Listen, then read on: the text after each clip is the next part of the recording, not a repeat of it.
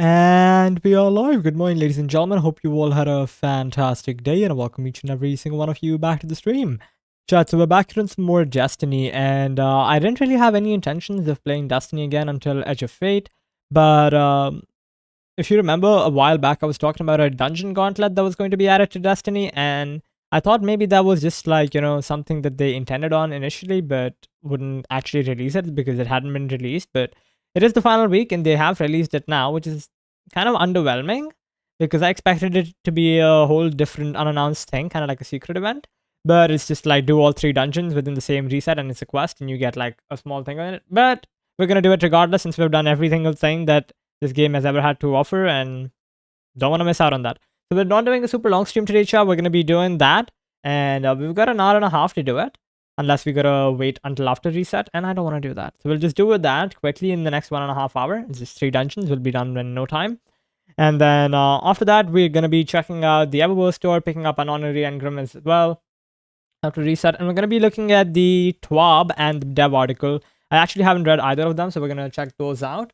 And yeah, that's about it. But anyways, chat, I hope you all have been well. I hope you all have been taking care of yourselves. And then we're gonna get right into it then.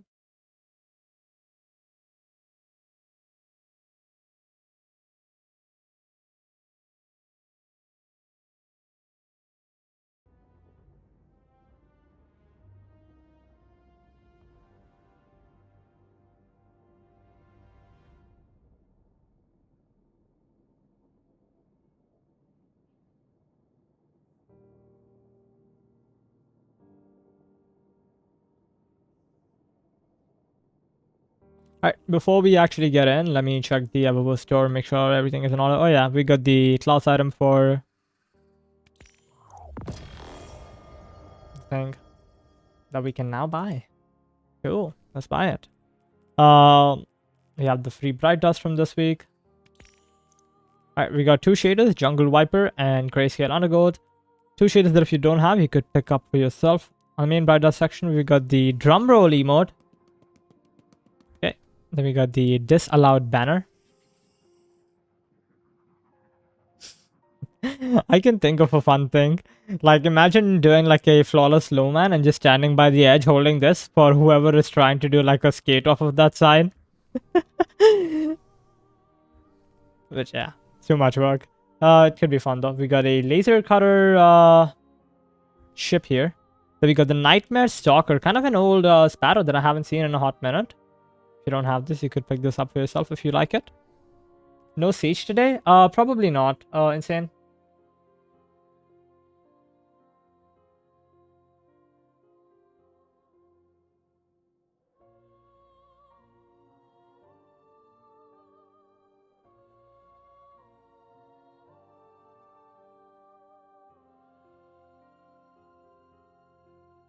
Aftab, where did you go yesterday? You were joining and then you said you were going to restart your game and then you just left. This flower game stamp for the Finalities Augur pulse rifle. I have used this accumulative of 1 time. Ever since I've gotten it, I am not spending money on this. Alright, anyway, we got 4 sheeters Celestial Dome. Let me show you guys what it looks like. Then we got Nectar Dynamo. Then we got Argent Teraton. And Royal Protector. 4 shaders that if you don't have, you could pick up for yourself. And that concludes everything that is in the Eververse store on the week of 9th July. Cool. 8th July, actually. Since Tuesday was yesterday. I didn't play yesterday. Cool. Let's go pick up the quest and our free non-re engram chat. But yeah, I don't think I'm going to be playing Siege today. I've got a couple of things to do in Destiny. And once I'm done with that, I'm probably going to go and play some Hogwarts.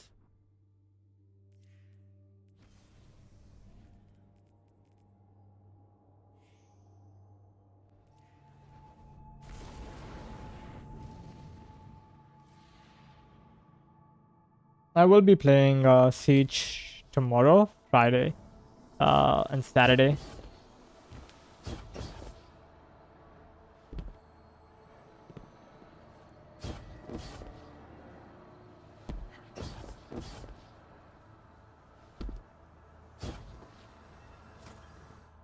Okay. Confront your fate. An initiation is a rebirth, a step across a threshold, an anointment. The emissary tips her head back, gazing up into the endless expanse.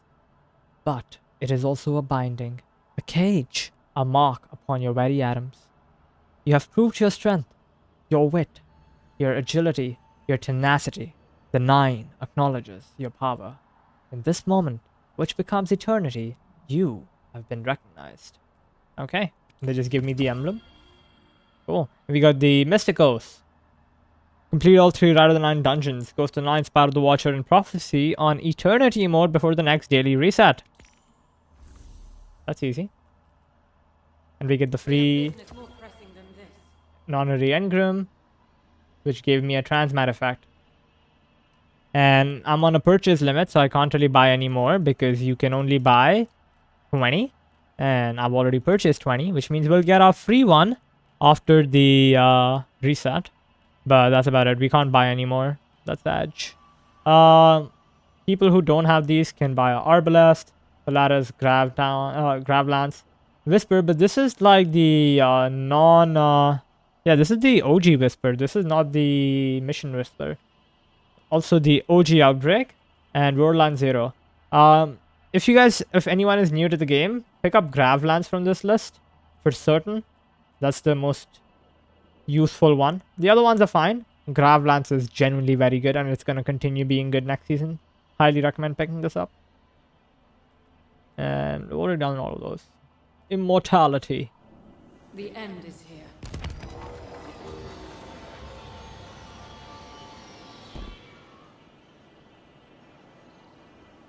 I want to see what this is. Oh my god.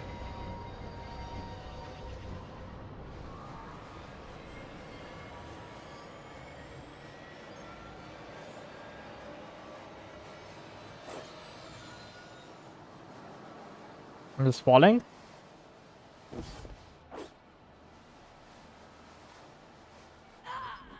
Okay. I shouldn't have pulled out my sword. Cut all my momentum. Can I emote? I cannot emote.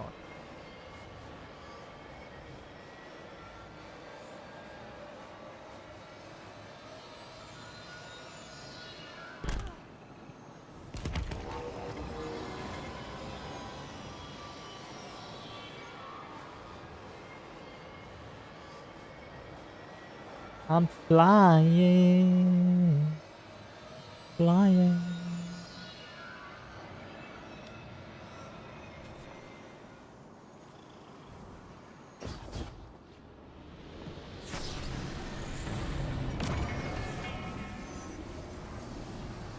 Oh, that's kind of cool. Oh my god.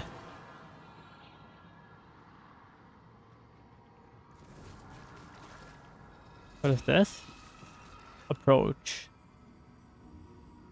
Oh, it's the same vendor. Nothing different about this. Be relentless.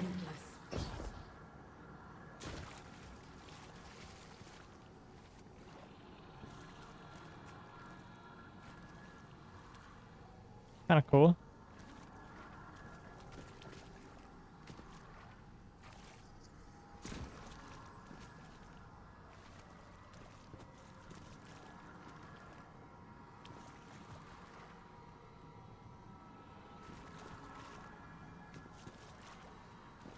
So you can just choose whatever you want to buy. Kind of cool. Already have everything, but you also have the Eternal Horse. How do we get out of here? Assuming by going to his chest? No, that just kills you. Where would it spawn me now? Here. Is there a way out? Can you even get out from this place? Or are you just stuck here? I don't think you can get out of here. Unless you just get out. Anyway, let me back out and start doing these dungeons because I've got an hour. And 23 minutes. Gotta be quick. Cool. Let's do all 3 dungeons. Yeah. Okay. We can even do the final boss, right? We don't even need to do full dungeons, do we? Let's see. Assuming someone on big LFGs. Probably posting for it.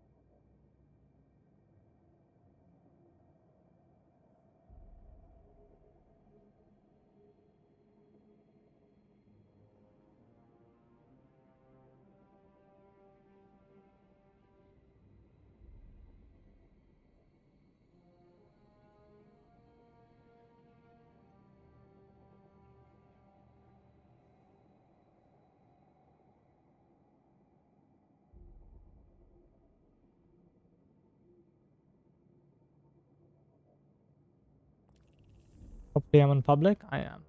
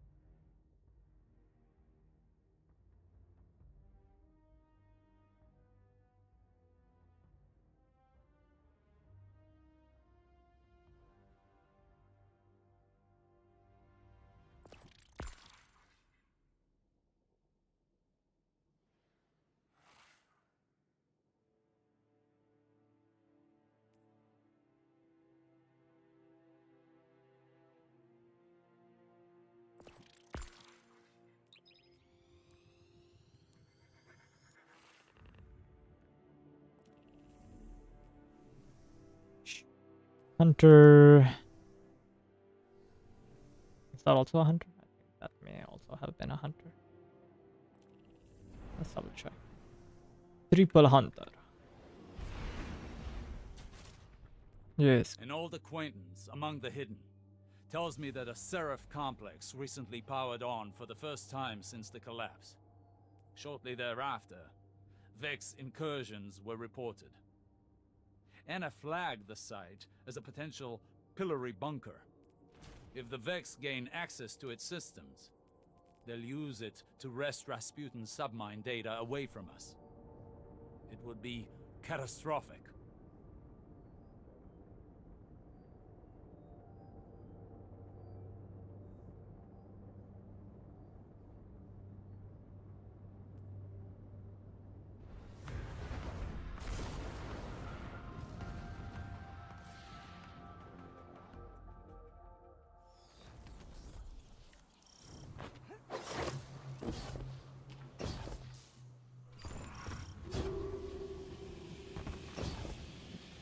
Landed at the source of the complex's AUG supply. Centuries in Martian rust have done this place no kindness. Our window of opportunity is short. AUG surges destabilize the complex, and Vex are breaching the command matrix. Go.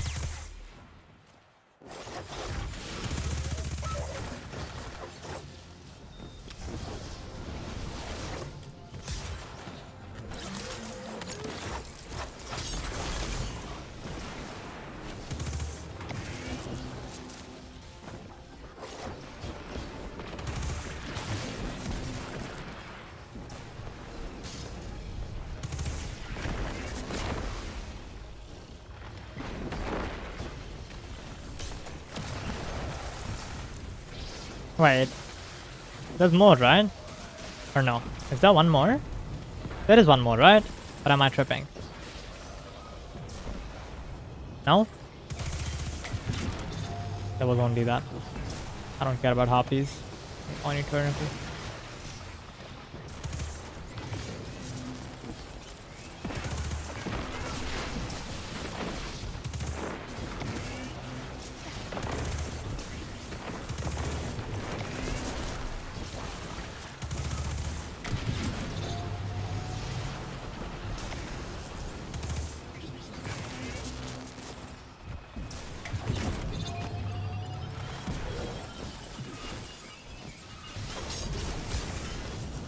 You guys do the bottom one?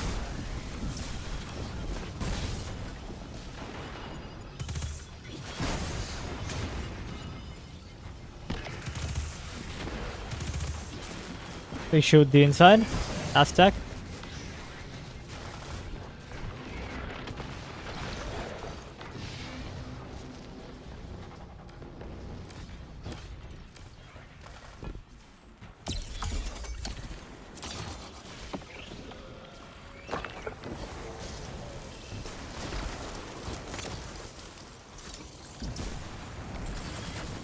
I don't know if he has.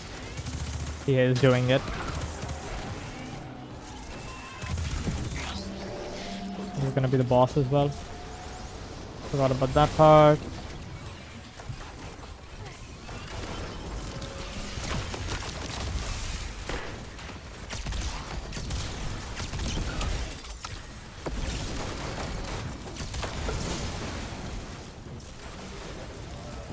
is unusual to see so divisive Vex outside the Black Garden. They're a fanatical sect of programming devoted to the darkness. Or rather, the witness.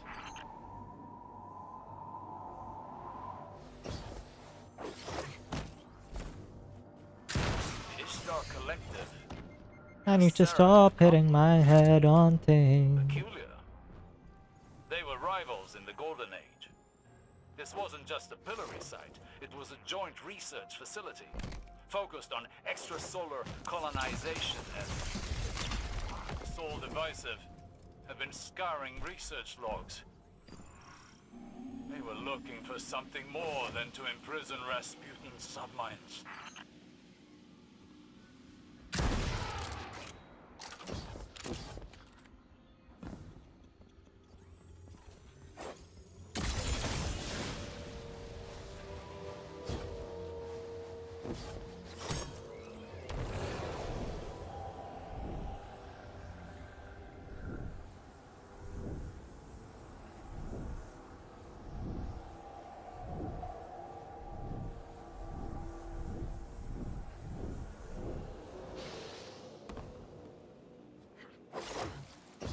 Information stored here, but could it be linked to my visions? Why else would the witness be interested in these files?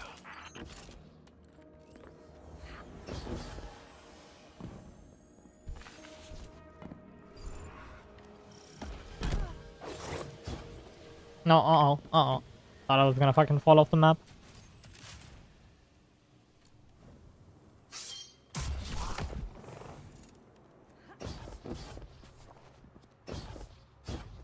Let's go up. You don't have a lot of time to be doing this. I forgot about these things here. Honestly did.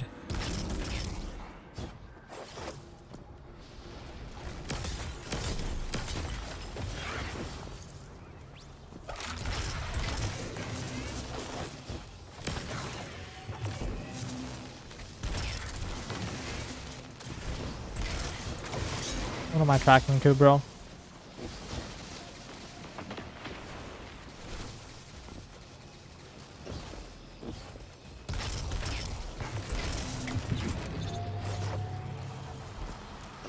Please tell me you shot the base one? You did not.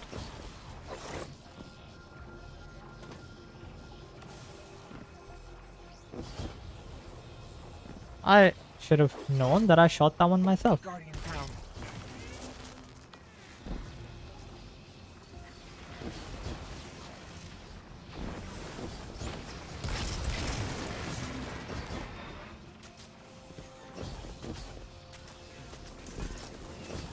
There's not more, right? That's the only one there. There's another one here. No, I missed one. Where did I miss one? Where are you going from here? Up there, yeah?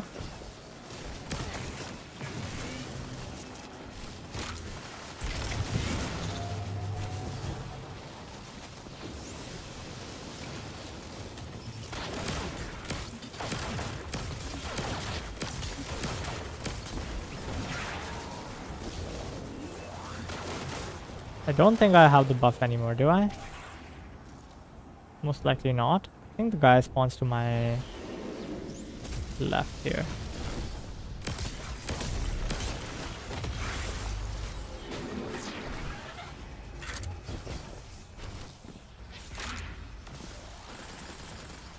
I'm just gonna go to this side.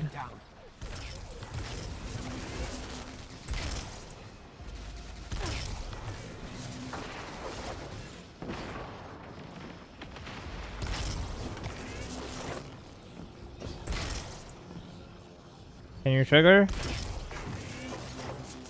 there more here? I'm feeling like there's one more here.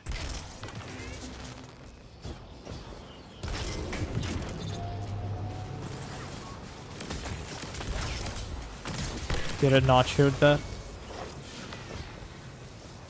Are you guys shooting any nodes? Doesn't seem like it.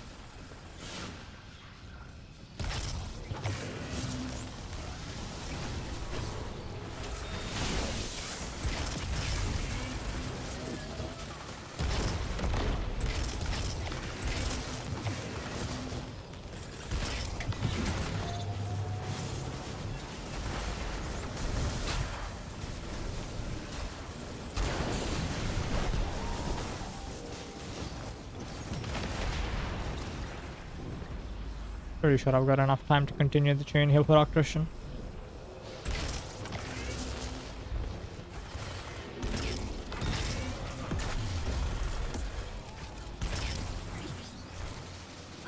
I missed something.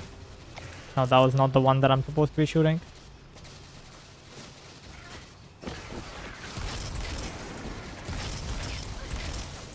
Don't have attrition. This is so screwed. So scuffed.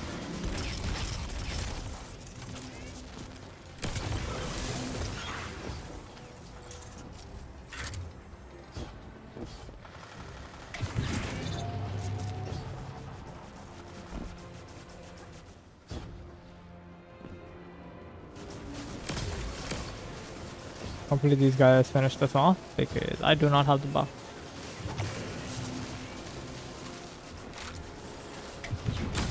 Okay. Cool.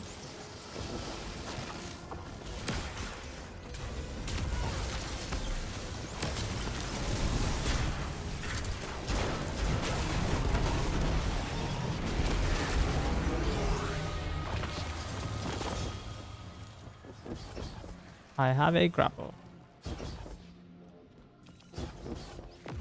A Vex mine remains in this terminal like an open door. It's using the tower's arrays to connect with installations across Seoul. This must be in preparation to imprison the submines. Breaking their connection could end this threat.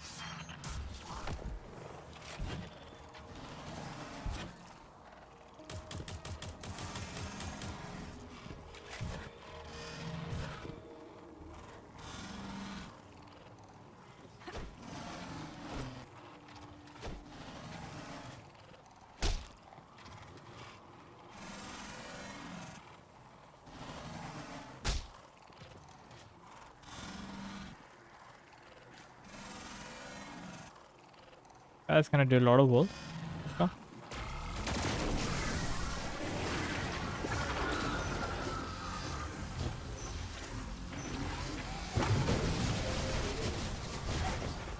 What are we doing? Diamond, triangle, triangle, diamond. Okay.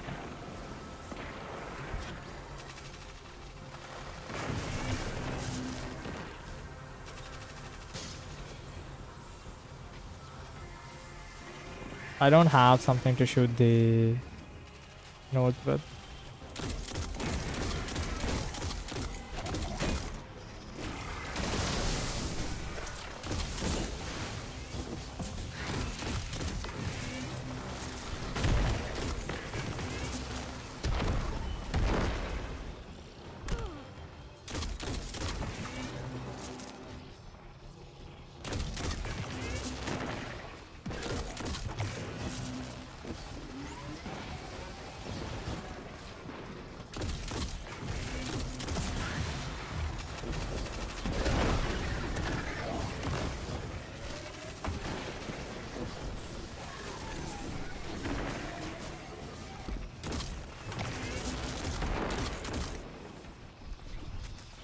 I missed one.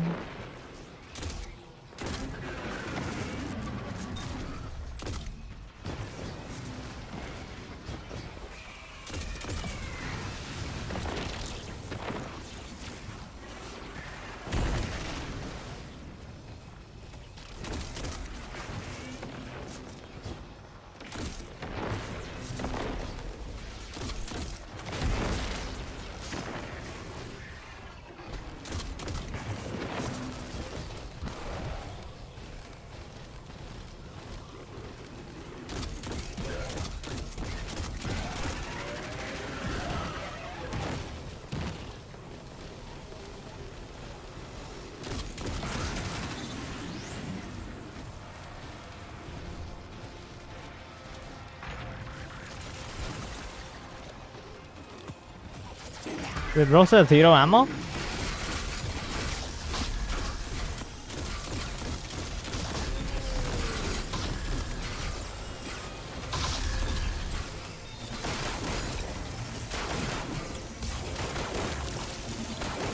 Bro, what the fuck are you doing, man? I can't shoot him now.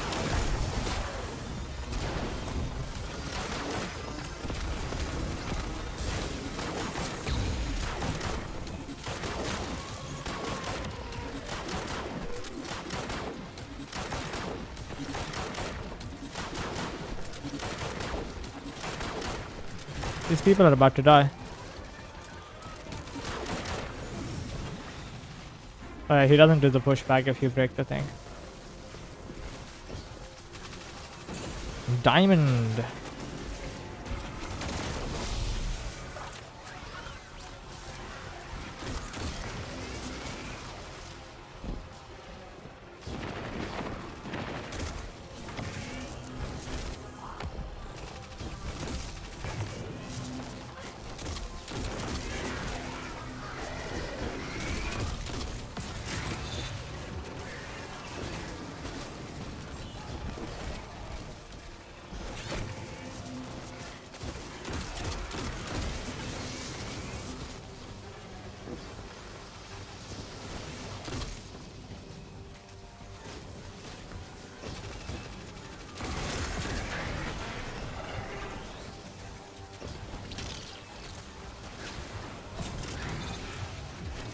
Bro, why? Why?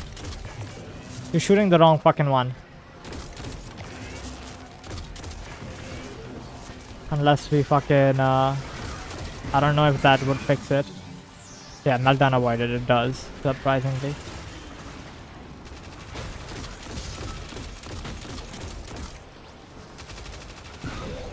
Hi Novice, how you doing, dude?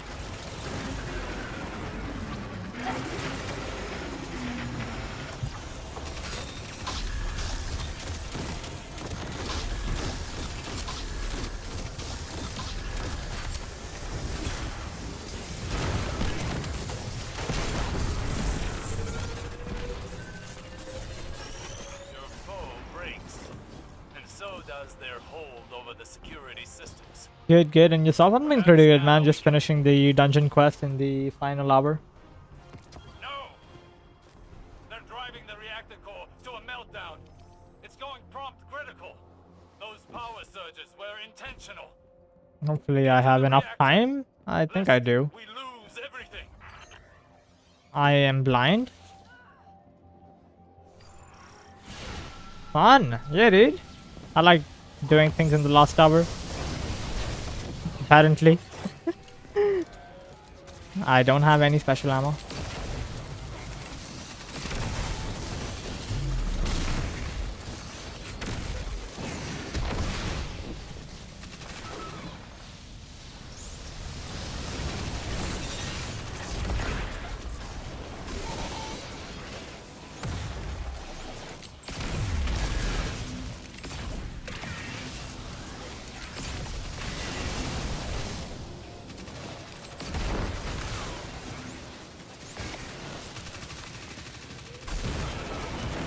Where's the last one? Isn't that to the left here? Or there?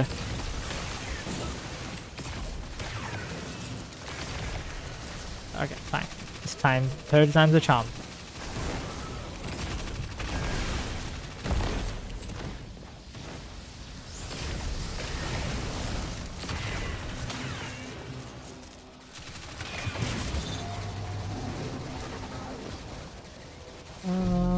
Few per days. What?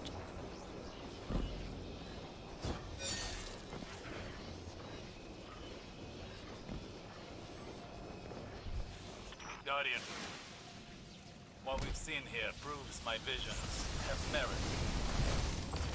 We must secure the complex to convince Ikora. Few days until the Edge of Fate. Yeah, dude. Real thing. Looking forward to that. Much as our mission, this can restore her faith in me. I need this.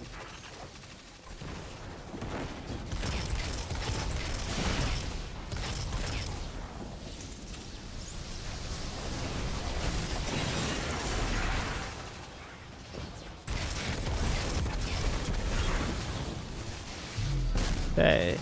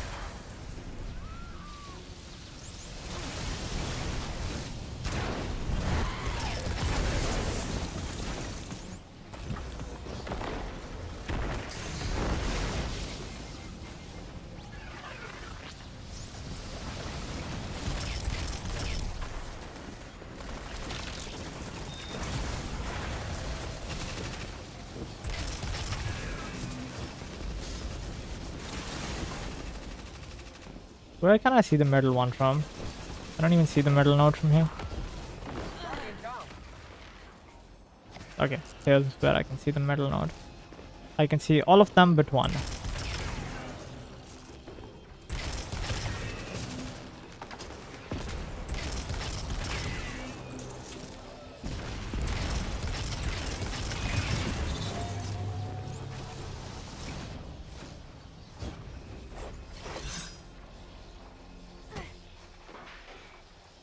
Avex's mind directs power to the reactor.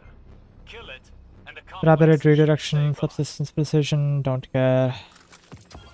Blinding, slide shot destabilizing, spike, envious destabilizing, don't care. Envious weight, implosion, blast radius though. Don't care, I think I already have it. I'll save it in case I didn't. Auto loading, withering gaze, don't care. Guardian down. Terminus Horizon, Dragonfly, high impact, Dragonfly, killing tally, or eddy current killing tally. Yeah, no, I don't care about that either. Cool. Guardian down.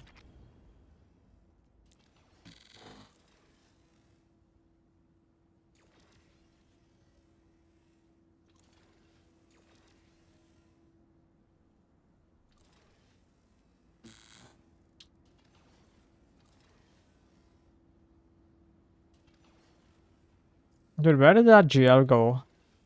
My chill inhibitor.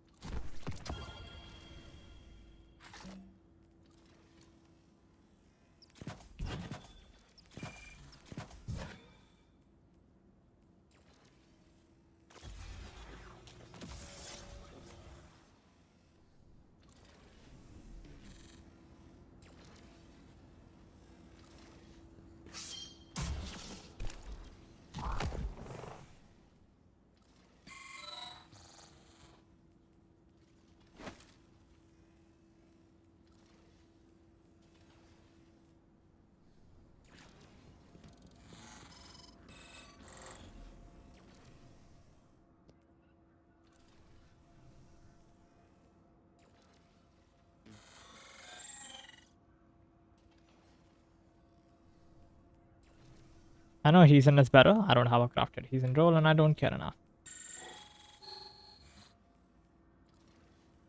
What's the role that I actually do have on my terminus though? I've actually not paid attention to the role that I do have. Let's check, shall we? Here. Dragonfly killing tally. Yeah, I already have a dragonfly killing tally. And a reconstruction jolting feedback as well. Cool.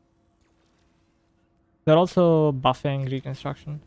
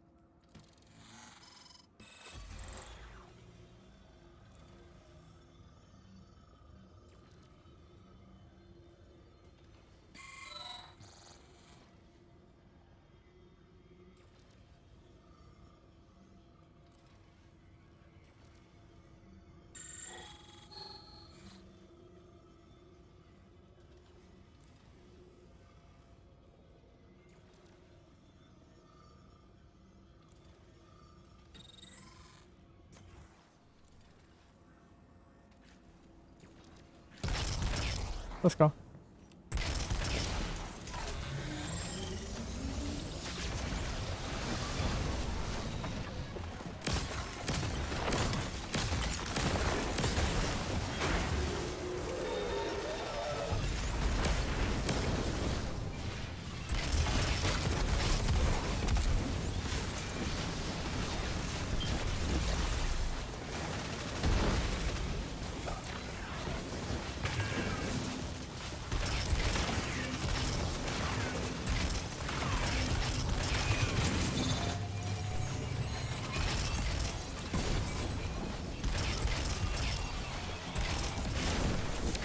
Cool.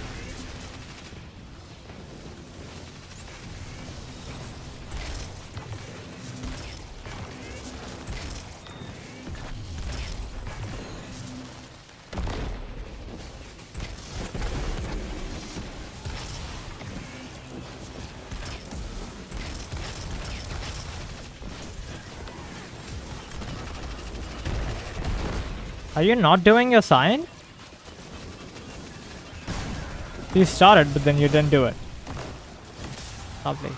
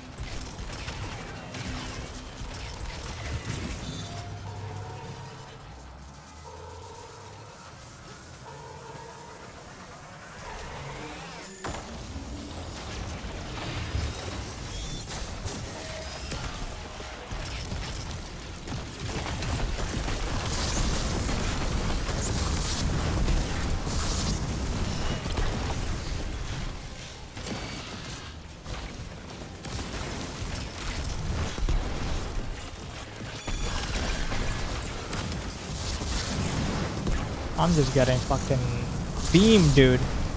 Without any sort of healing.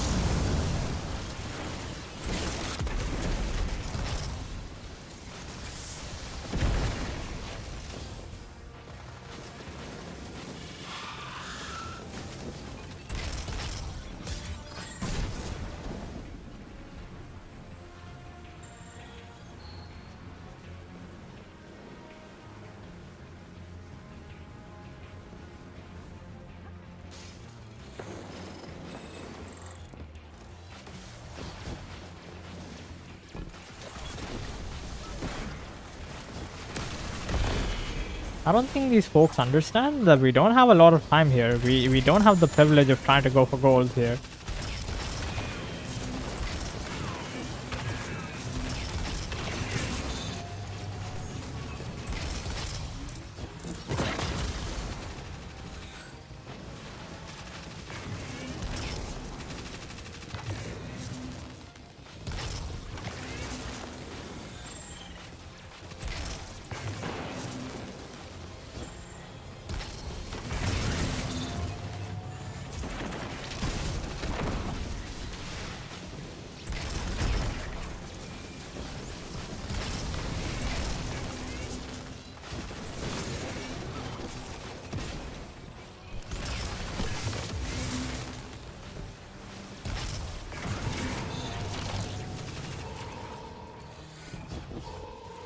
Get out, my dudes.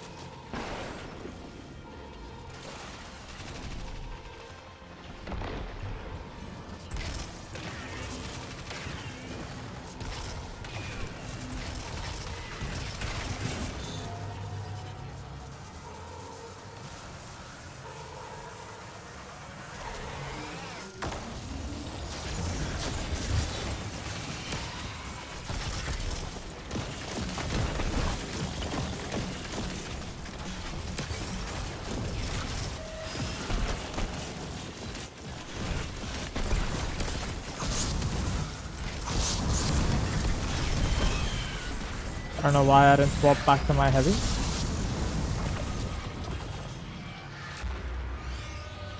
was a clever incision by the witness.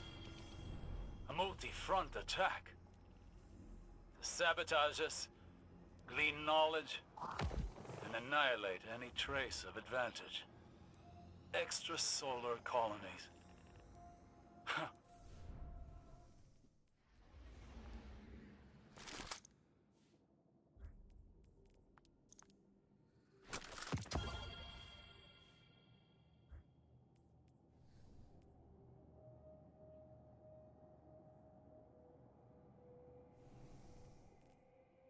Subsistence explosive payload. Blinding, auto-loading warple. Spike auto-loading warple. Only. No, don't care.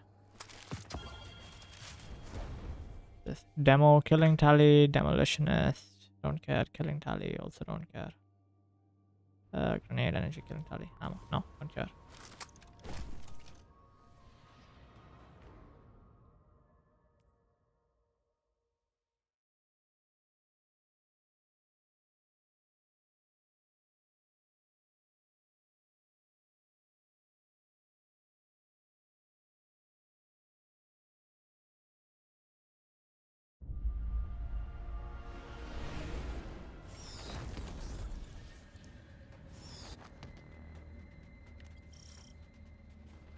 Guardian, there's massive energy readings surfing from below the arcology. All communication channels are affected.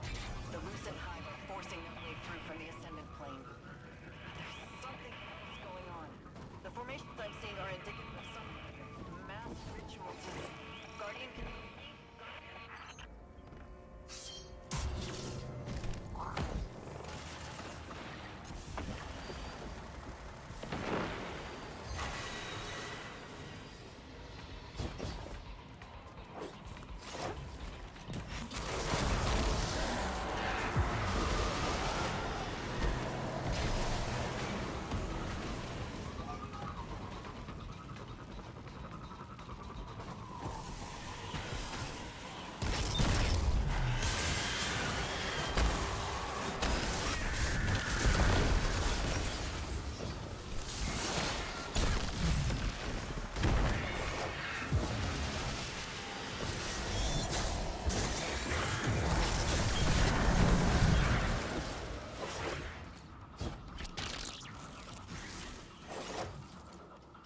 Hopefully he kills him quick.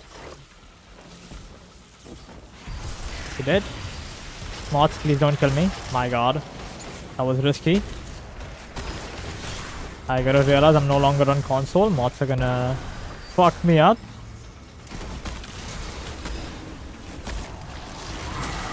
Yeah.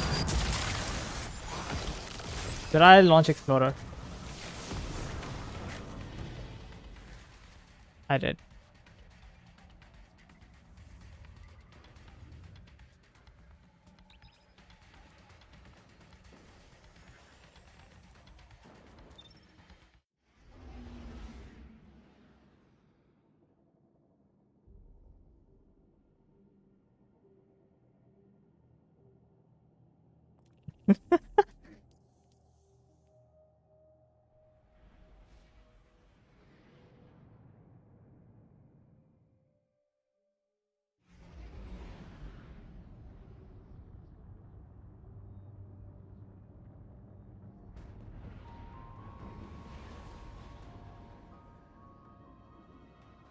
Symbol says regardless, by the way, but fine.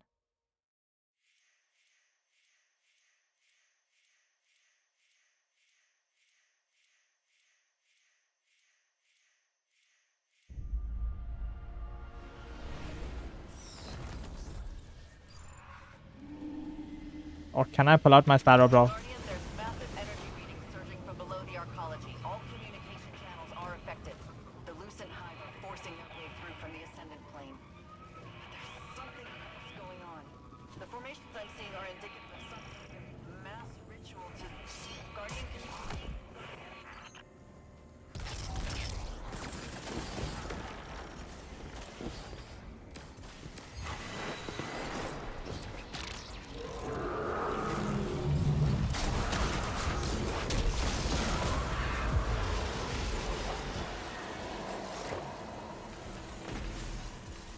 Can I go, please? Let me go. I don't like it here.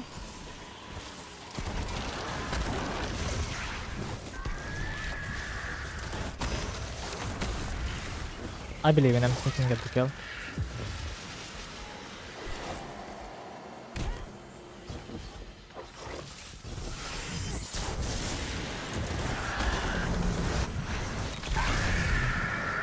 He can finish it off.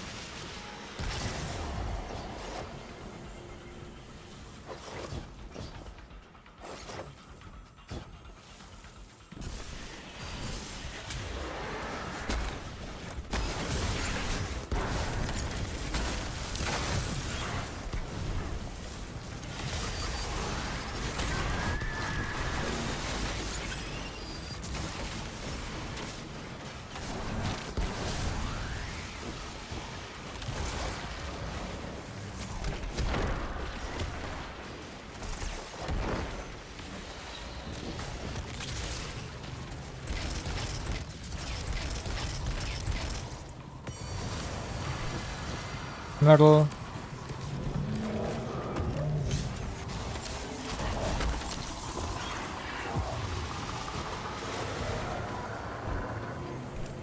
Metal left.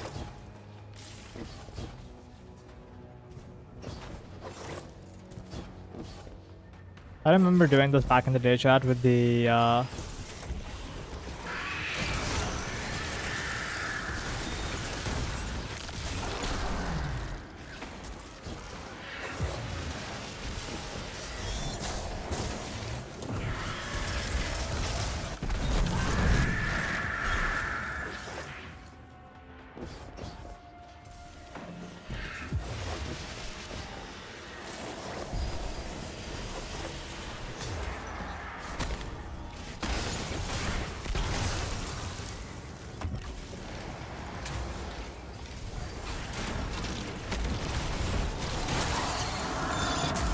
we got, what the fuck is that?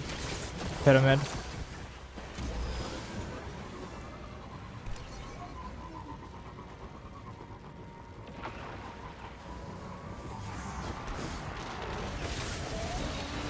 Please be on this side. We got it. Cool.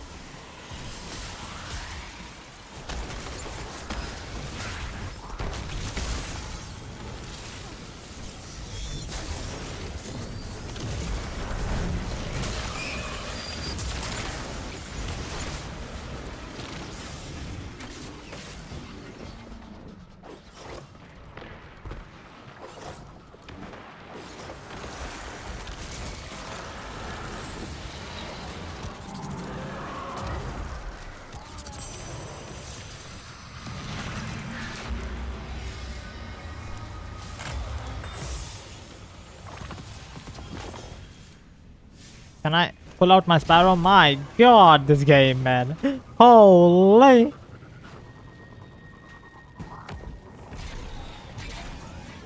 I don't know why I didn't DSM and skip. That would have saved so much time. But to be honest, I don't really think my team would probably be that quick. Aztec was pretty quick though.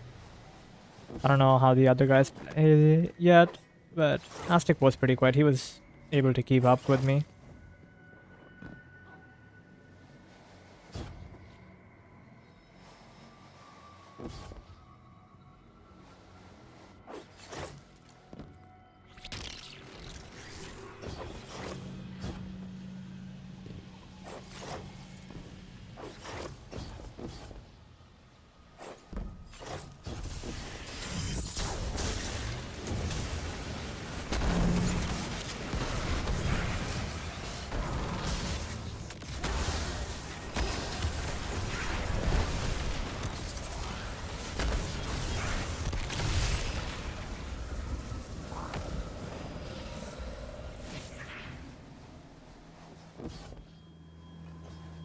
No, don't want him to me, please.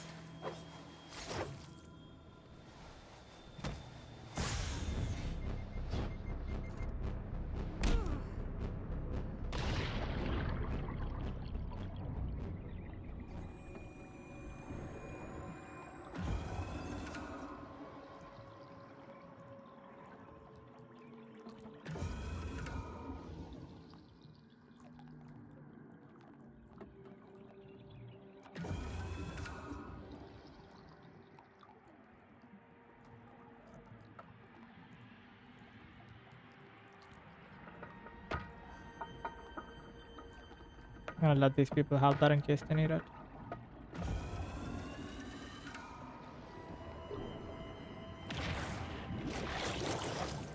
I don't know if they're following me.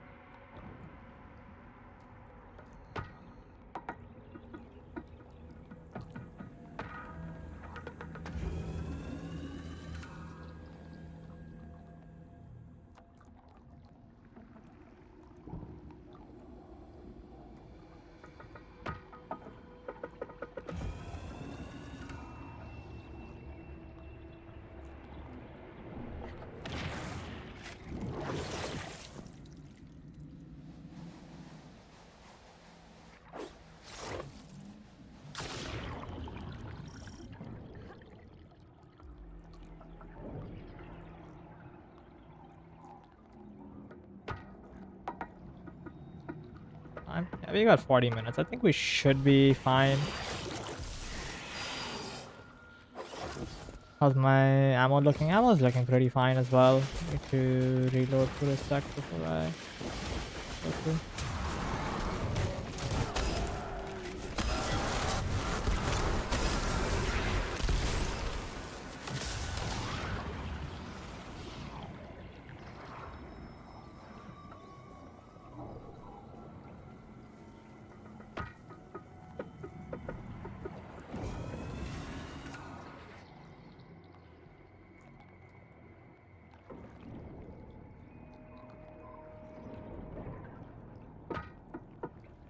Hopefully my grapples recharge. Oh yeah, it would help because of the modifier that we have.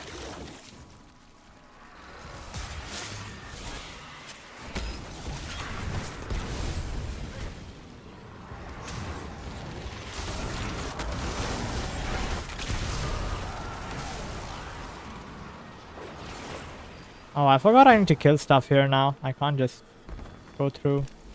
Fine, we'll kill them. We'll kill them all.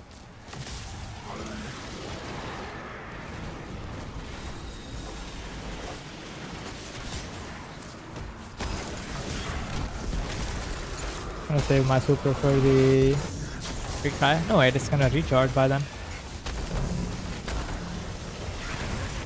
Man, this guy takes so much damage.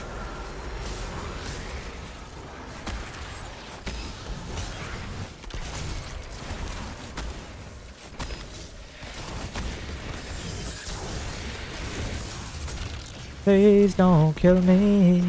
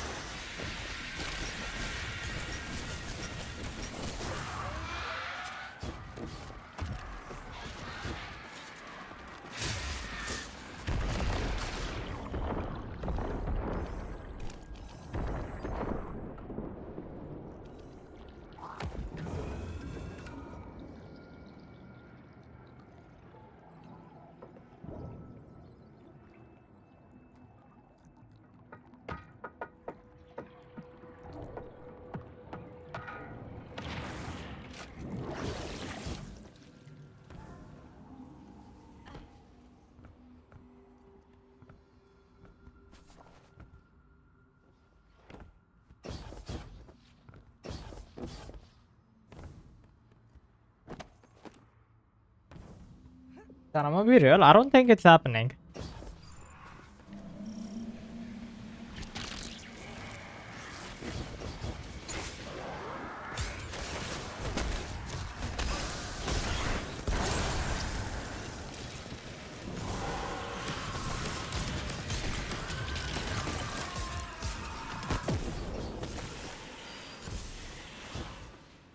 We have not even cleared this dungeon yet. And we got another one to do after this.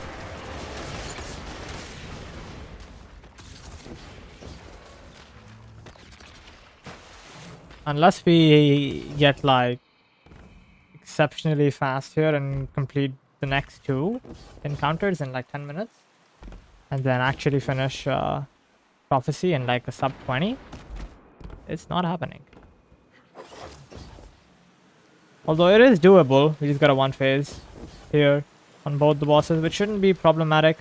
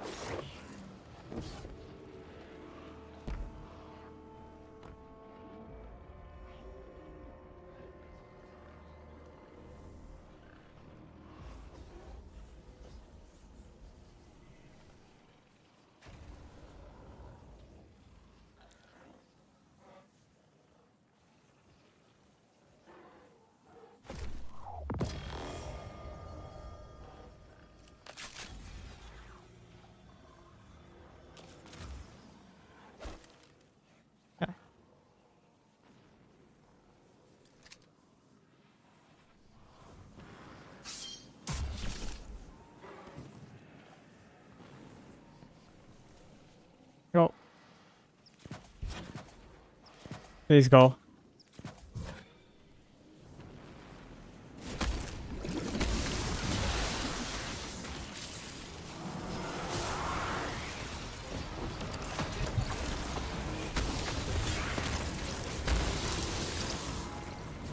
Guardian down.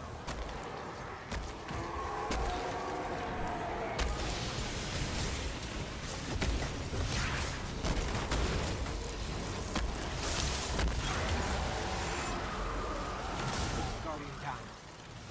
Brother. We don't have time. We really don't.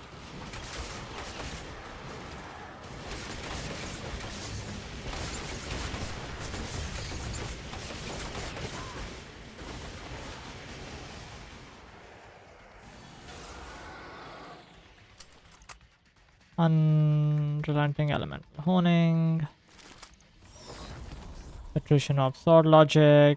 Demo target lock. Attrition target lock. Go.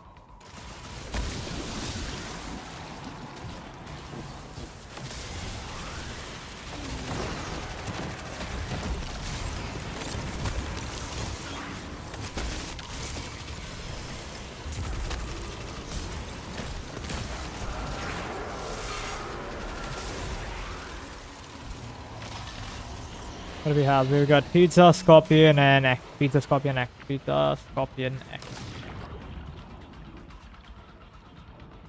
X.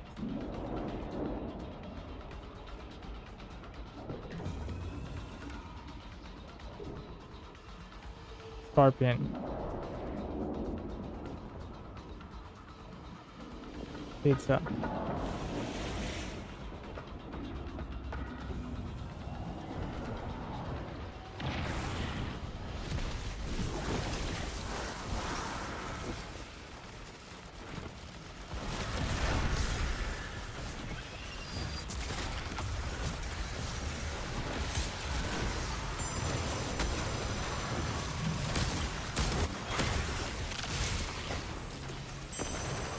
That is number 2. Please tell me you have number 3 dunk.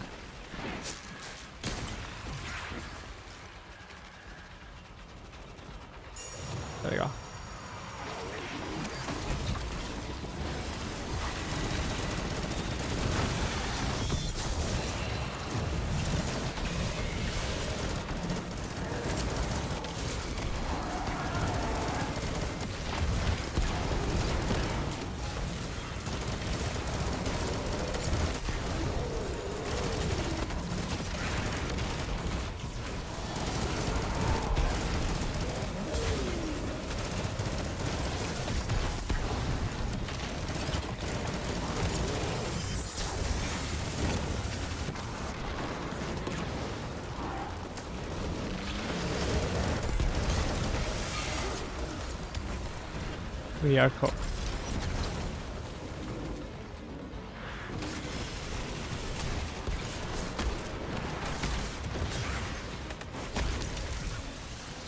We are cooked.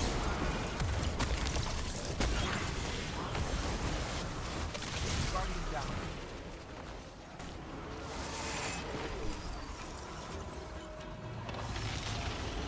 Alright, we got Broken Pyramid, Scorpion, and Totem. Broken Pyramid, Scorpion, Totem. Totem.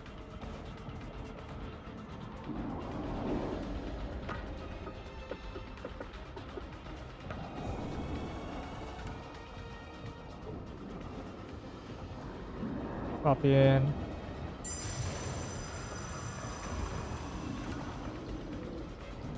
Broken Pyramid is here, right? I'm having a hard time remembering. Yep, it was.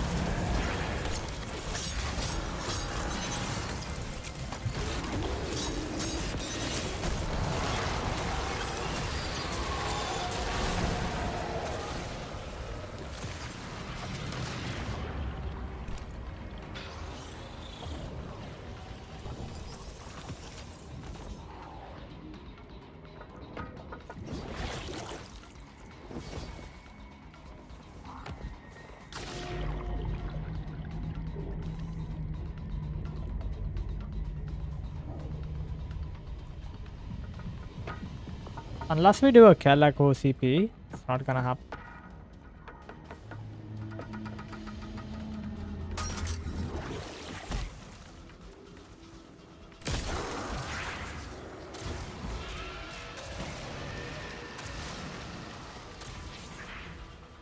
Because it's gonna reset regardless of what instance we are in. I forgot to fucking switch to grapple. I am dumb.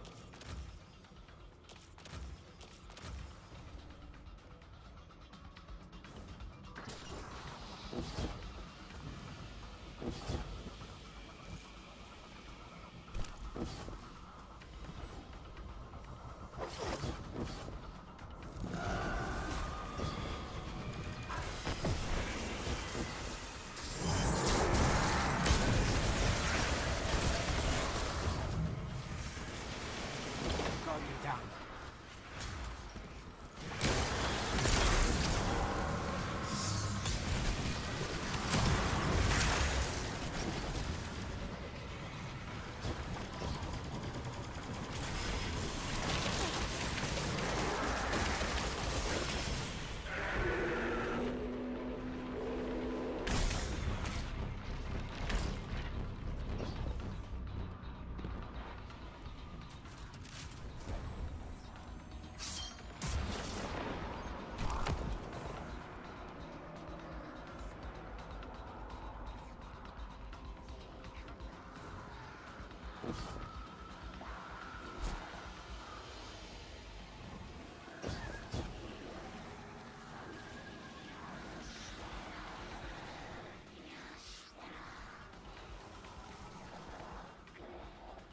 Impulse bait.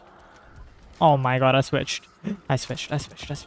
Perpetual motion, explosive light. Precision of sword logic, demo. Target lock, don't care.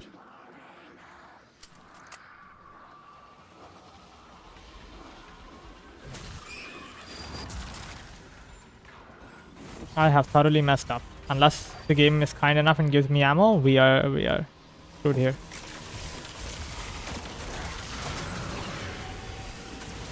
Game, please be kind to me.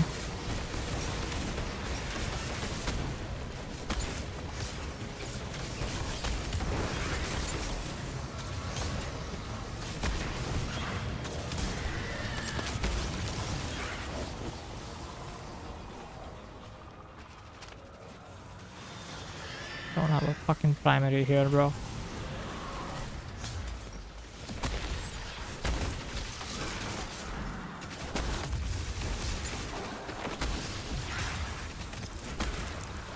Oh my god, I fucking killed Warlock. Why are you here, Warlock?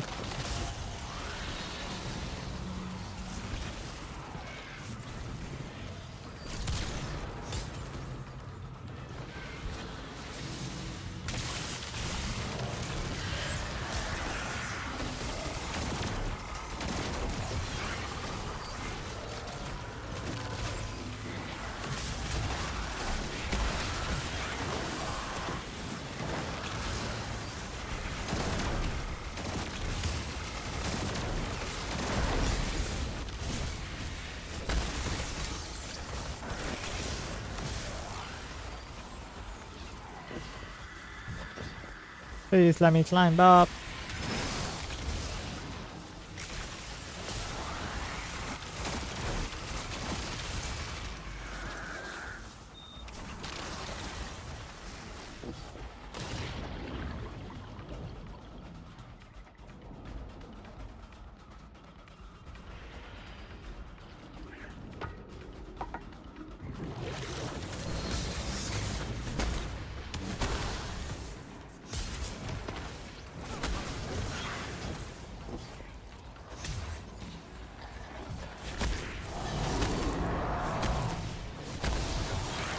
We got totem.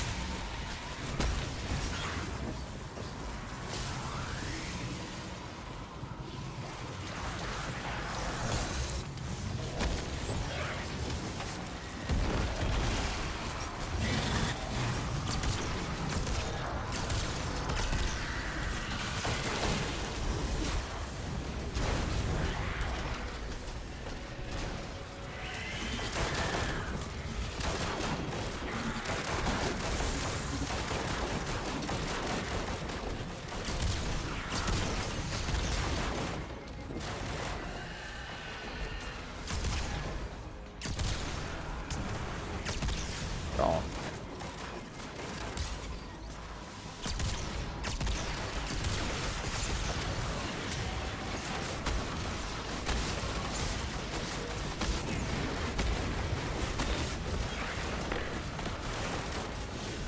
Nah, bro. Fine. Not bad. If I had ammo, we would have cleared. I messed up.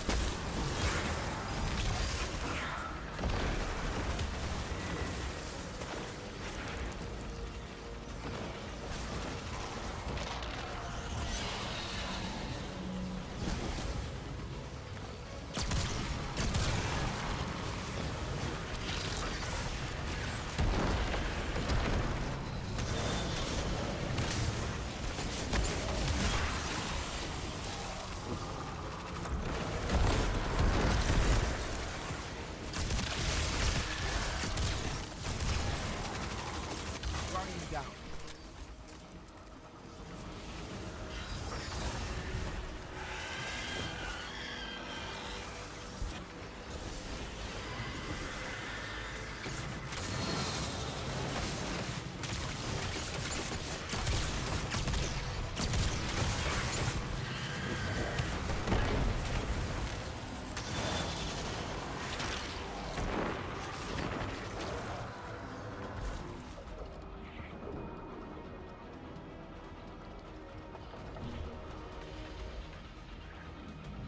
There's still hope.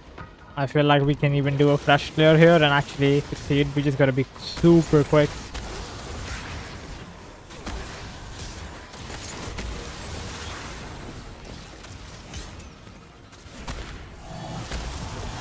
Broken pyramid.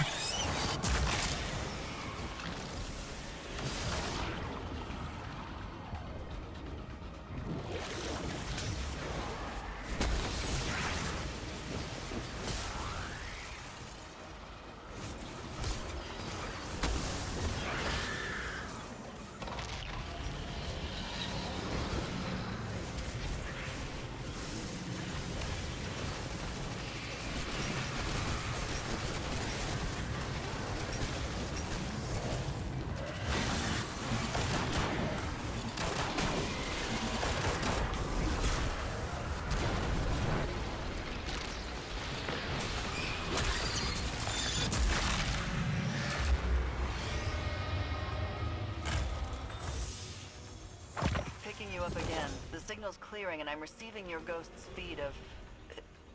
Is that... Oryx? Were the Lucent Hive trying to... This was a ritual to resurrect the Taken King. By force? We're lucky you were able to stop them. Envious Arsenal Chain. Melee momentum incandescent. Replenishing areas close to melee.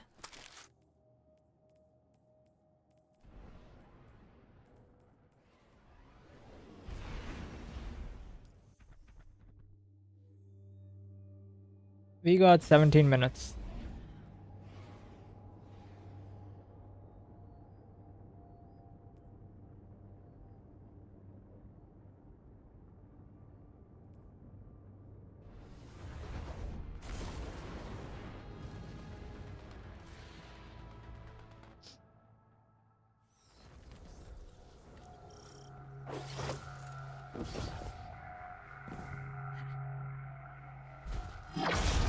A hunter and a dredgen ask a question.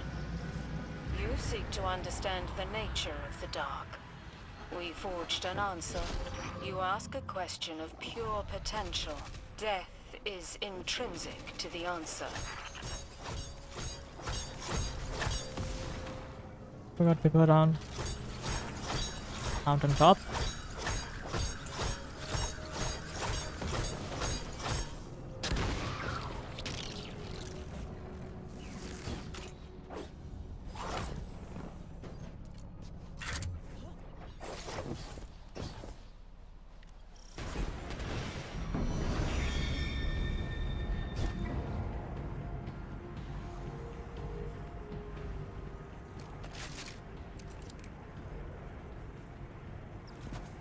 Guardian down.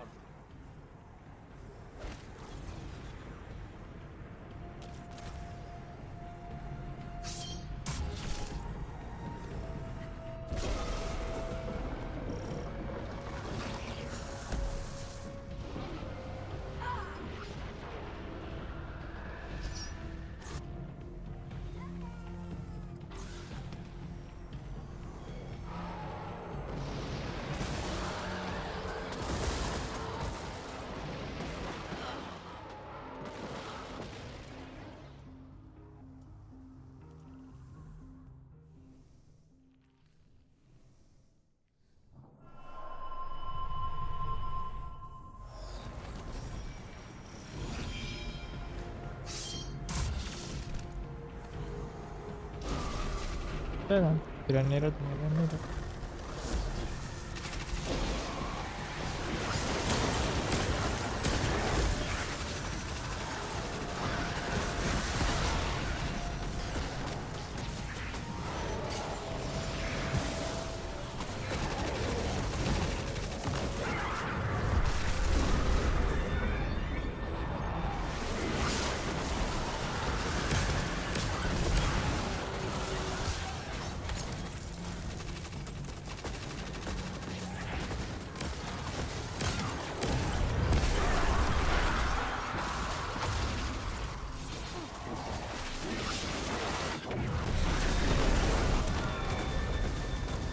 What are you doing, light or dark? Okay, we got both remaining, right?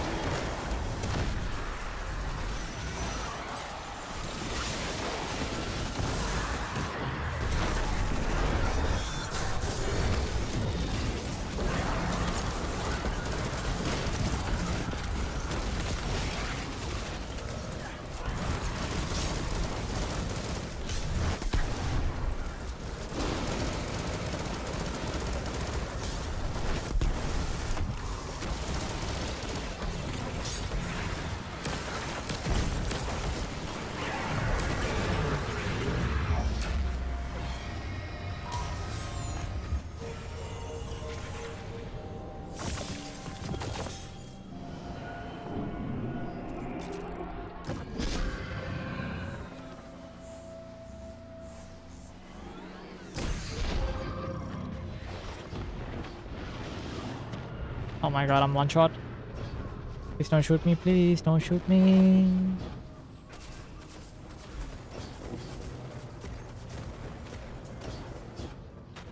Do you see it? Somewhere? Why am I on sword when I can just arrow? Yeah, do you see it? I am just blind.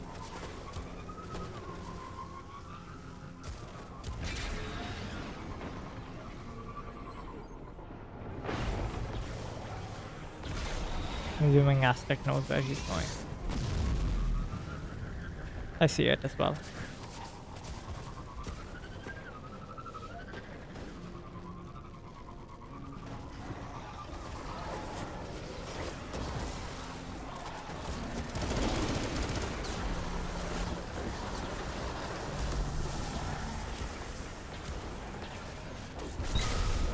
There. I don't have a grapple.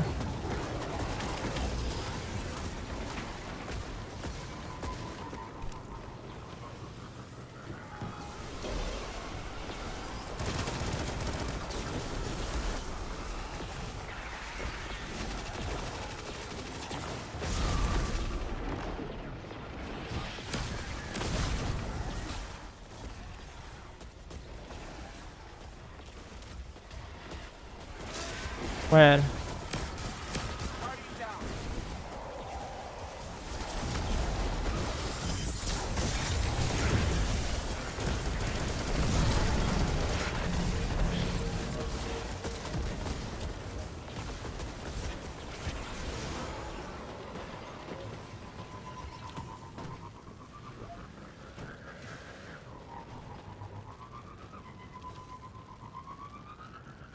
Wait, am I going in the wrong direction?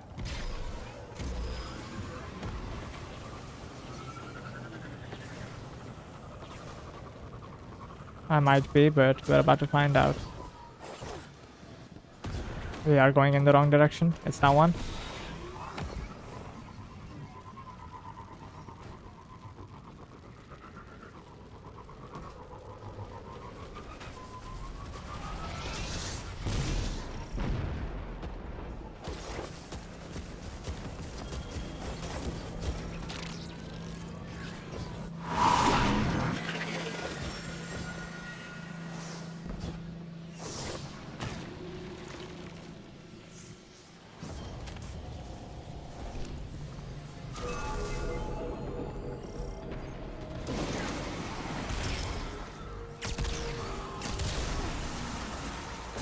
Light.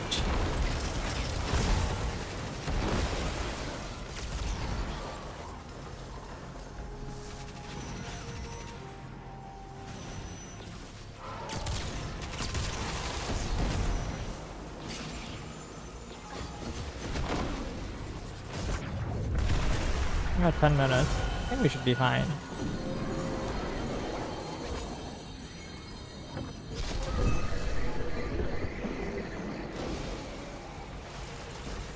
Dark.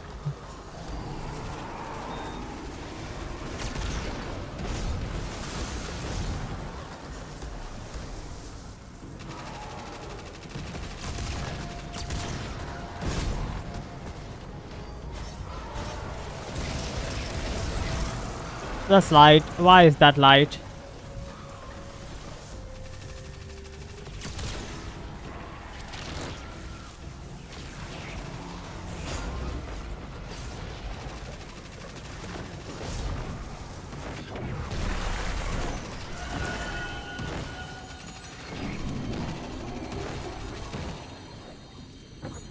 That is number 2.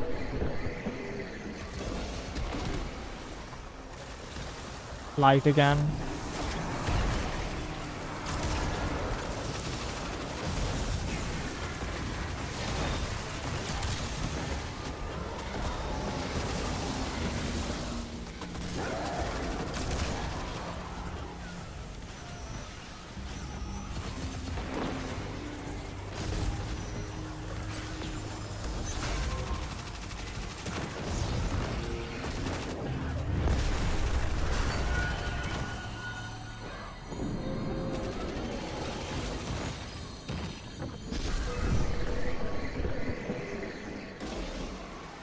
Where is it? Dark.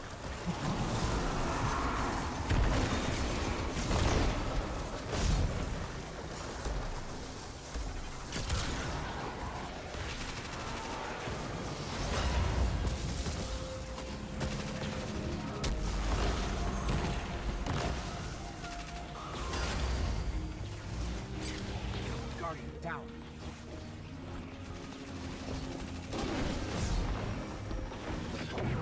Is that number 3 or number 4? I think that was number 4. This has to be boss. This is not boss. Yeah, the next one will be boss. Dark. Oh, oh! I am so lost. Bro, can you like stop camping my res, please? That would be great.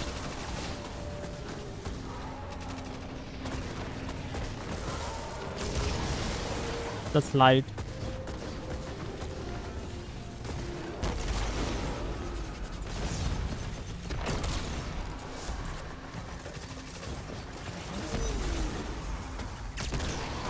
Bro, can I stop fucking burning out lights, bro?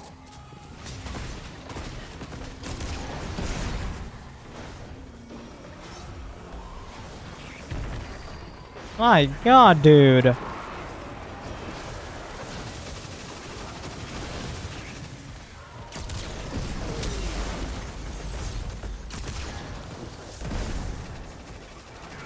swear to god, if this is light, I'm gonna flip out.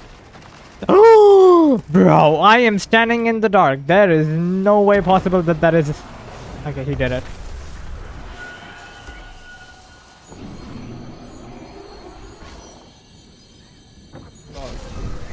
Yeah, I don't think it's happening, dude. Unless it still gives it to us because it's the same instance.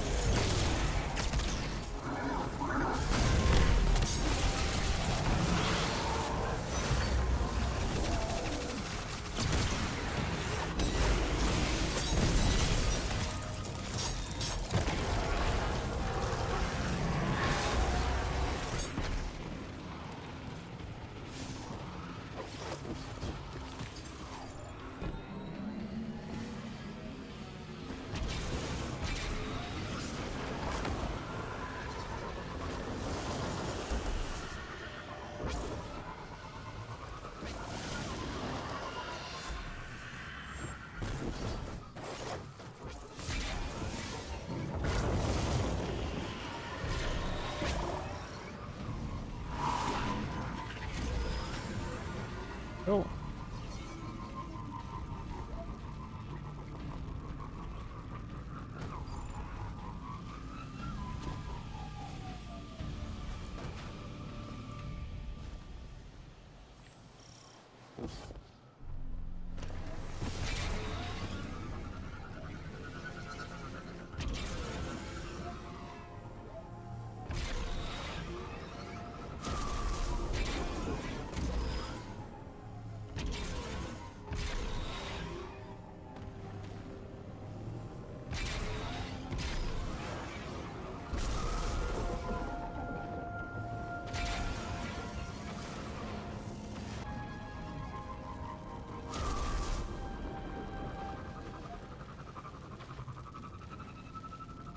Dude, skimmers are so good for Finborod. Just realized that.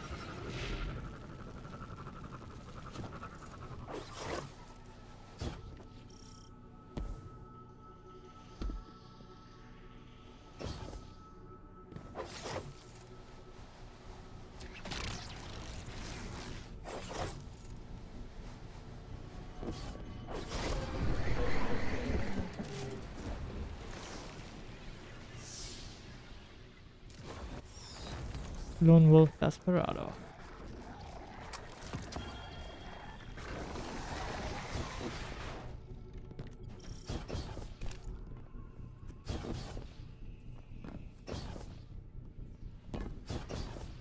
I mean, we're definitely not beating this in 2 minutes, but hopefully it gives it to us because the interest instance was started.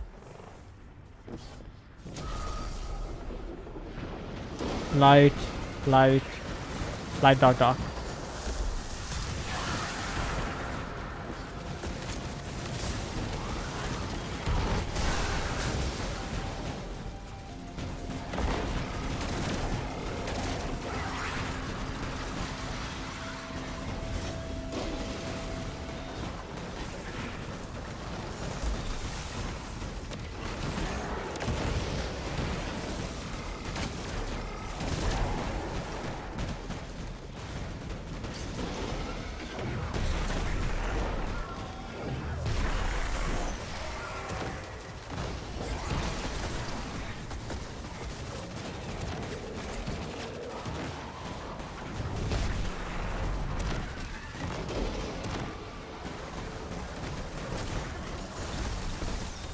Wait, what isn't done? Oh, that side is not done?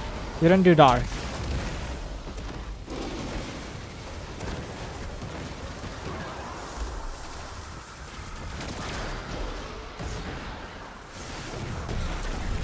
Probably gonna have reset our quest or something on it. No, it hasn't. It really hasn't.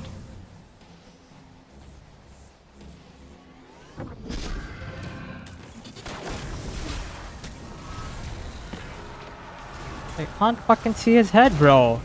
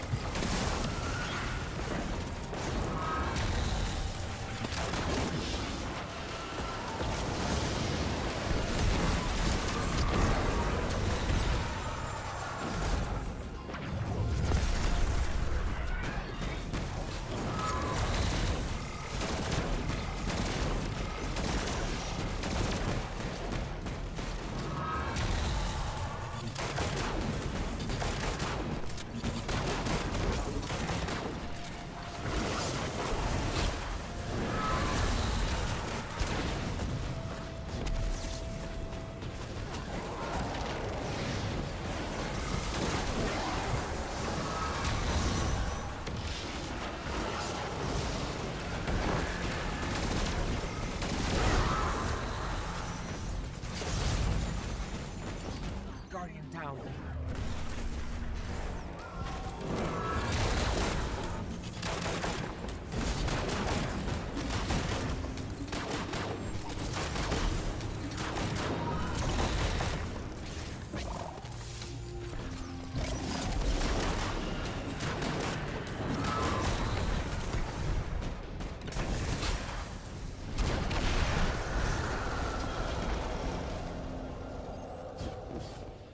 Please give it to me, man.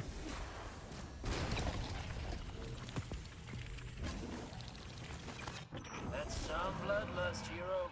It hit me when you were tearing that last pack of Taken apart. Yay, quest is Trying to done. say, light, dark, it don't matter. Light and dark are not the Okay, dude. same. Didn't say the same, just the difference don't matter.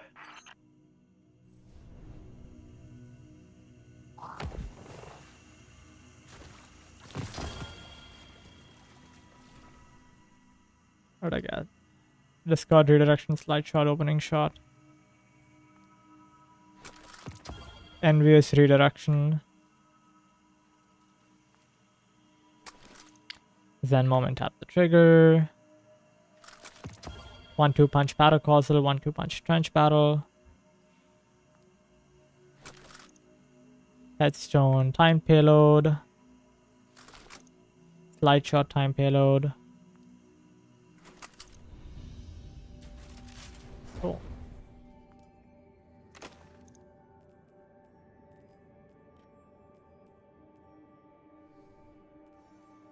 Alright, cool. before we do that, chat, I am actually amazed on how it actually just gave it to us. I did not think it would be giving it to us.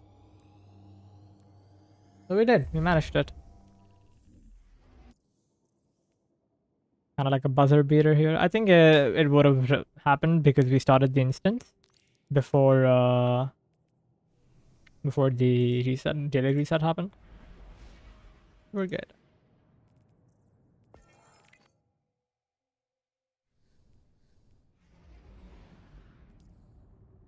Cool, dude.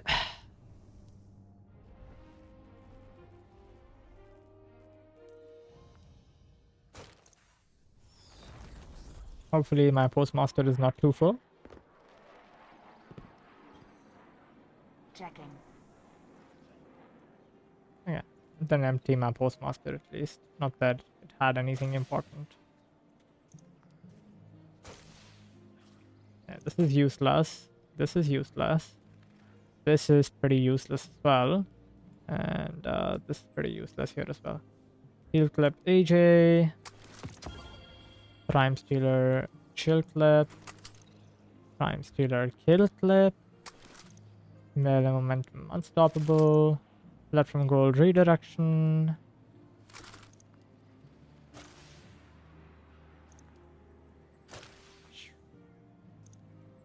Impulse bipod, envious sword logic. Impulse elemental honing perpetual bipod.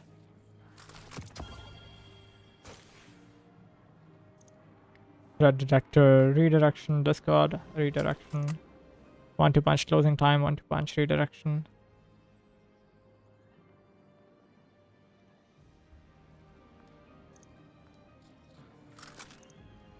NBS opening.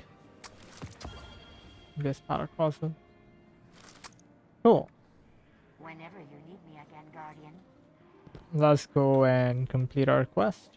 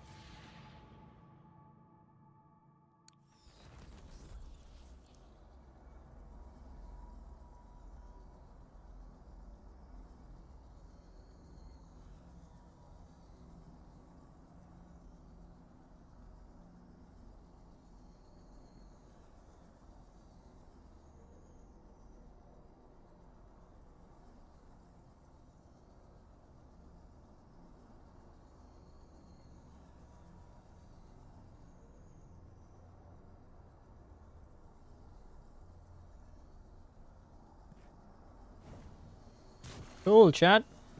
Got the quest done. Pretty quick. Sad that we can't buy any more non-honorary engrams. Because I don't know what to do with my currency anymore. I deal in judgment. 3 non-honorary engram, and we got a... I got 2. Why did I get 2?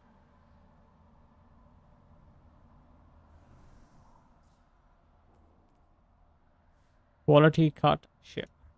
Okay.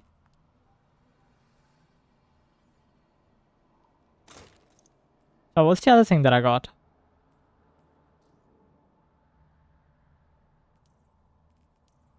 Oh, the Deathbringer ornament.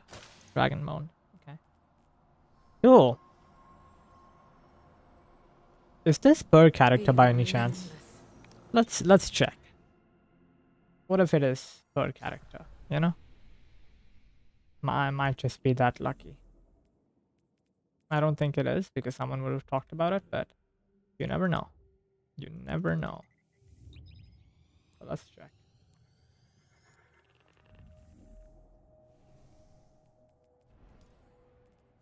Yeah, we completed this. Running the gauntlet. Complete a dungeon gauntlet from beginning to end. Yippee. even though that was not needed for the seal itself. We got it anyway.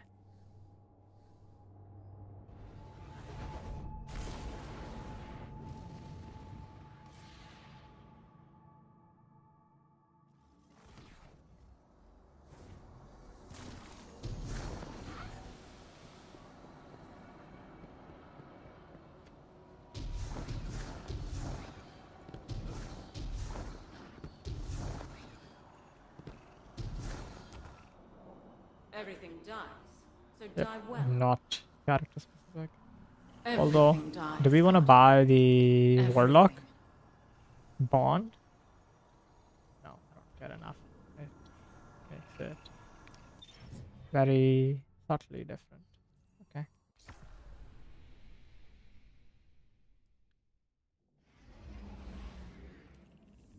Cool.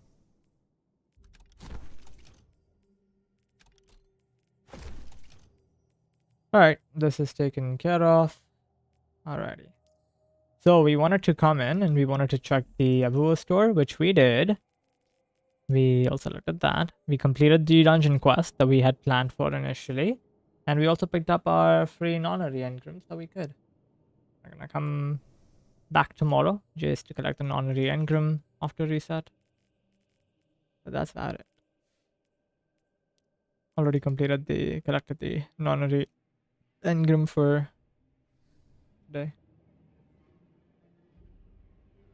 Although I did get 2, and I'm kind of confused why. I don't know if it's something that like it increases by 1 each day. So you get 1 on 1, 2 on 2, 3 on 3, and so on and so forth. Although knowing Bungie probably won't be true.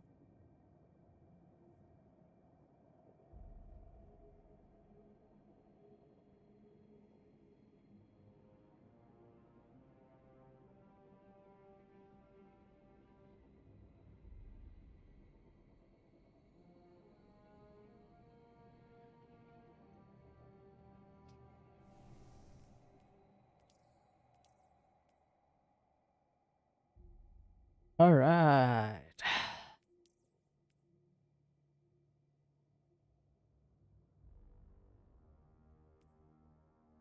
This number about to be divided by 10 next season. We're going back to Destiny 1 power levels, chat.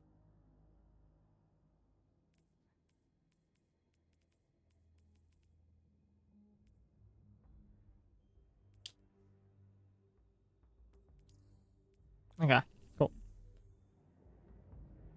That is all that I had to do in Destiny today. But now we're gonna go and read the swab.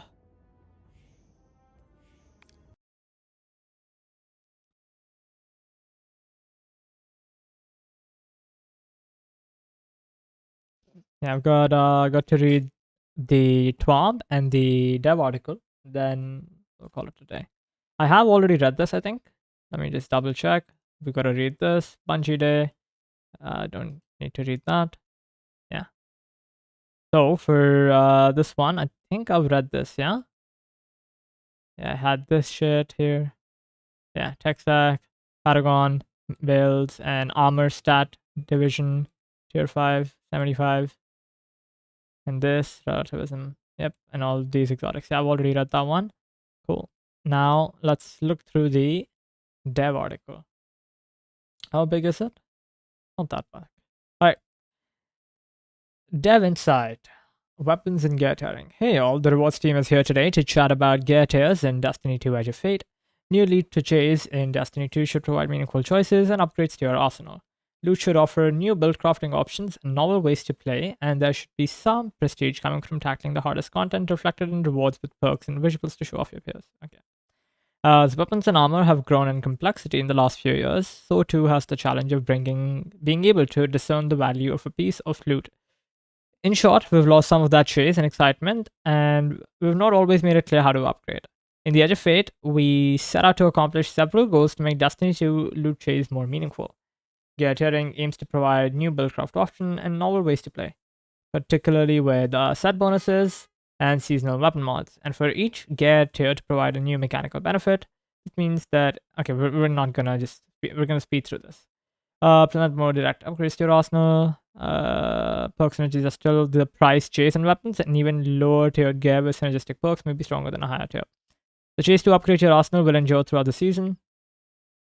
As players pursue higher powered gear with more enhanced perks, benefits, and better stats to tackle the most difficult challenges. Lastly, we wanted the final tier for weapons to feel prestigious. These rewards come equipped with a unique shader and combat flare. Yeah, we already know this. Tier 1 base weapon can use new seasonal mods once acquired. Tier 2, where higher tiers inherit the benefits of all previous tiers. Okay. Enhanced traits. Okay. Tier 3 drops with 2 traits per column. Okay. Enhanced weapon mods, including seasonal. Okay. Enhanced weapon components like barrel and magazine. Okay. I wonder what it's going to do for things like impact casing. Enhanced origin traits. Okay. 3 traits per column. Okay. And access to unique ornament with unique shader and a unique combat flare. Alright, we already know that. Although some concepts in this list may sound familiar, there's a few new additions we're talking about. For starters, when fully masterworked, weapons will also receive a bonus to all stats equal to the tier of the weapon, meaning a tier 5 weapon has plus 5 stats across the board on top of the masterwork plus 10. Ooh, cool. That's pretty good. That's pretty cool. Especially for, PvP. Next, we have seasonal mods to change the way you play within the season, offering new opportunities for build crafting. Let's not forget about enhanced mods, like adapt mods before them, which provide just an extra boost.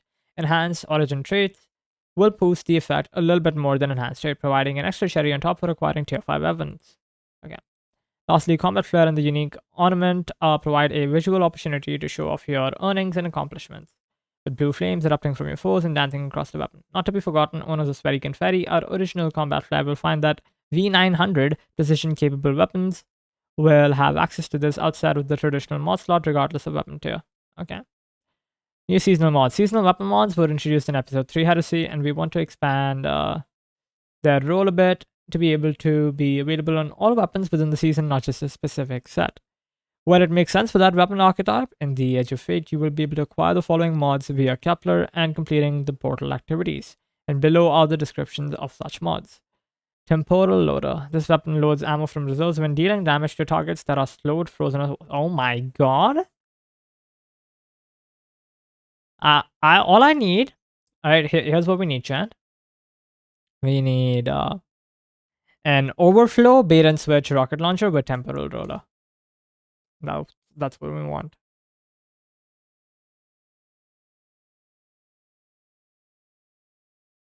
Overflow and yeah, overflow and bait and switch. Even elemental honing, I'll take that as well. Temporal tracker. Gain bonus aim assistance or projectile tracking for a moderate duration after a pick up with normal power. Don't care. Temporal adapter. Reading this weapon grants it bonus stability, handling, and reload speed for a moderate duration that is borrowed from an alternate timeline version of the weapon. Swords gain bonus charge rate and guard resisting. So basically quick draw.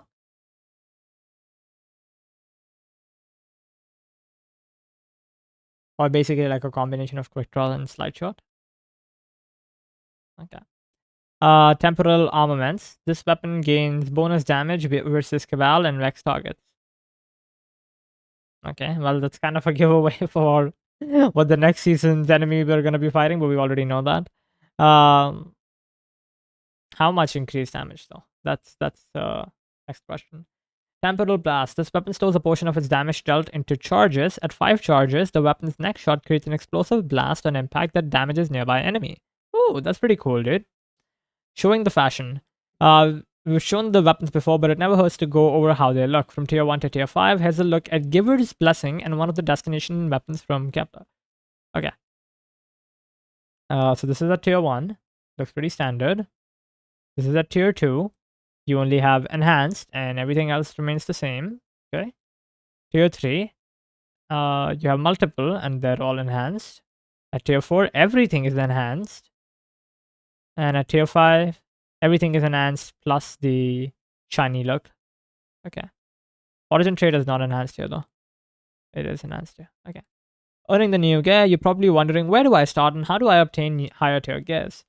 You'll begin your journey on Kepler earning tier 1 gear with a focus on gaining power. You'll earn new weapons and slowly begin to find occasionally tier 2 gear as you unravel Kepler's mysteries. Upon completing major accomplishments or raising your seasonal power, you'll earn permanent upgrades to Kepler's reward tiers.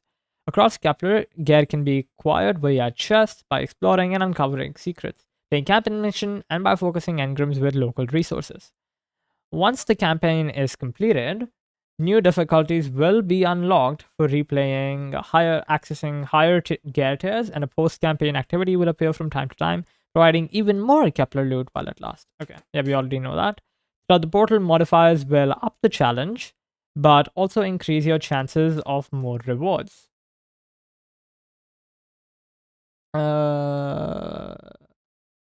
Okay. The harder the undertaking and the faster you complete an activity, the higher the reward score you will earn, providing better chances to earn higher gear tiers at the end of the activity. Lastly, once the raid opens, players will find new challenges to acquire pinnacle tiered rewards, but we won't spoil or spill what the raid team has cooked up quite yet. That said, the challenge is mighty, but the rewards are just as sweet. Yeah, we'll see about that. We look forward to seeing how players engage with gear tiering. Some players will set goals to acquire the highest tiers, aiming for these god roll tier 5 armor and weapon drops across the game. Others will target tier 3 rewards similarly to our old adept weapons in terms of power and perks availability. Ultimately, players can decide what kind of tiers they wish to chase, and with 3 distinct ways to target gear tiers across Kepler. Kepler, Portal, and Raid content. We're excited to see where and how people acquire these new gears. Okay.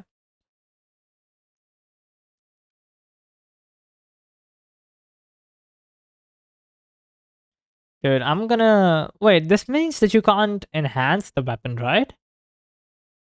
Like, if you wanted to get the enhanced traits, instead of weapon enhancing, now it's just like you have to get a tier 3. So weapon enhancement is out now. Okay. I'm probably gonna go with like a tier 2 chat or tier 3 if I get it. I couldn't care less about having multiple perks. Depends on how difficult it is to get them. Like if it's like easy to get them and like more consistent, like for example GMs, right? GMs would probably be tier 3 or higher, I'm already assuming. So yeah, that would be like an easy way to do. And raid content, I'm assuming master raids is gonna give you like equivalent of like tier 3 and higher, and maybe tier 5 for like doing specific things. Anyway, pretty fun. Cool. Alright, last article, which is the TWAB for the 3rd of July that we're reading now on the 9th of July, 6 days later. Alright, this week in Destiny, we have more details to share from the Edge of Fate. We're getting closer and closer to July 15th, so today we are talking about the incoming weapon tuning as well, the economy changes, and let's not forget about the dev stream from Tuesday. You get hearing dev inside article from yesterday and the other topics you can see below. We had a live stream on Tuesday, a new Ride of the 9 challenge. Nothing worth... Okay, I'm not reading all that. We'll just read it as it goes. Thank you for watching. Systematic changes. Yeah, we've seen this. We covered a lot of topics during first section. Unlockable word tiers for campaigns, side quests, matter balls, any secrets. With all the fungi. Okay. Now that we've talked in depth about the portal, we have a lot of activities available in our new hub, from Onslaught to some favorite seasonal activities like the Coil. You can choose from a big pool of modifiers to tune the experience and up the challenge in order to get bonus rewards. The goal is to make activities not only more rewarding and personalized, but also to make them easier to understand. There are tons of new ways to enjoy your favorite game with solo ops, fire team ops, and crucible ops, also pinnacle ops. Bro, who is writing this, man? You're writing like solo, comma, fire team, comma, and crucible, and implies that it's the end. And also, like, why not just add like a comma here? I know I'm like nitpicking here, but come on, dude. It's like they write this and they're like, oh yeah, also pinnacle ops. Just go backtrack. Plus a section dedicated to activities like exotic missions that will get their unique rewards to make it easier to understand and follow. We have reworked Guardian ranks to focus on the portal and its activities. Okay. We have the new seasonal hub with weekly ranks, daily and weekly challenges, and ton more gear to earn, and that resets every week. If you complete the conquest, also available at this hub, and progress through the different difficulty settings, you will also earn the renewed Conqueror title. Okay? Don't worry, if you've already gilded it a few times, you will keep your marks. And we didn't forget about the power in the Edge of Fate. We have a whole section in this tweet about it with many more details, so we'll skip it here. Just keep scrolling and you'll get there. But now don't get too worried when you're at power level 10 when you start playing our next expansion. Hope this recap of the live stream helped everyone get an understanding of the most relevant topics we covered. If you want to get the whole picture though, why not watch the whole stream by yourself? It's right below. I did watch it. Live. Rider the 9 final update. As we move into the final 2 weeks of Rider the 9, we wanted to share some updates coming next week to close to the bank. Do you remember Daybreak? Yeah, the old school modifier where your abilities charge like crazy. How fun would it be to turn it on for the Explorer immersion mode of the Rider 9 dungeons for this week? Because it's happening right now. Fetch your friends, put on some destructive supers, and go farm like mad. Remember that on top of seasoned weapons, you can use your nonary manifolds to earn nonary engrams that contain some fan favorite cosmetics. Additionally, in preparation for the Edge of Fate, 2 Servants of the Nine are bringing gifts to Guardians. Both Zur and Emissary will have desirable exotics that will be part of the featured gear on day 1 of the new expansion. Bring your strange coins and nonary manifolds and snag some loot. As a final reminder, here's the picture for the next 2 weeks. Yeah, we've already seen this like a billion times.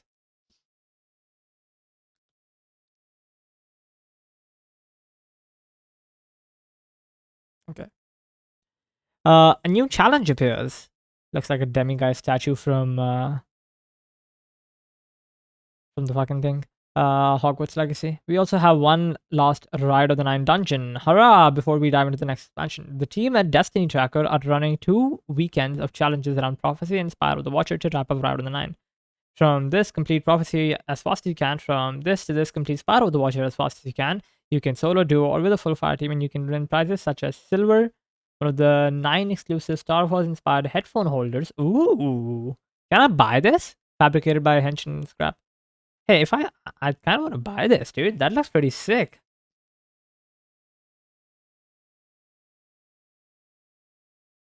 Is there a light inside of it? And a premium Rider the 9 themed PC unit created by Overkill. A whole ass PC, dude?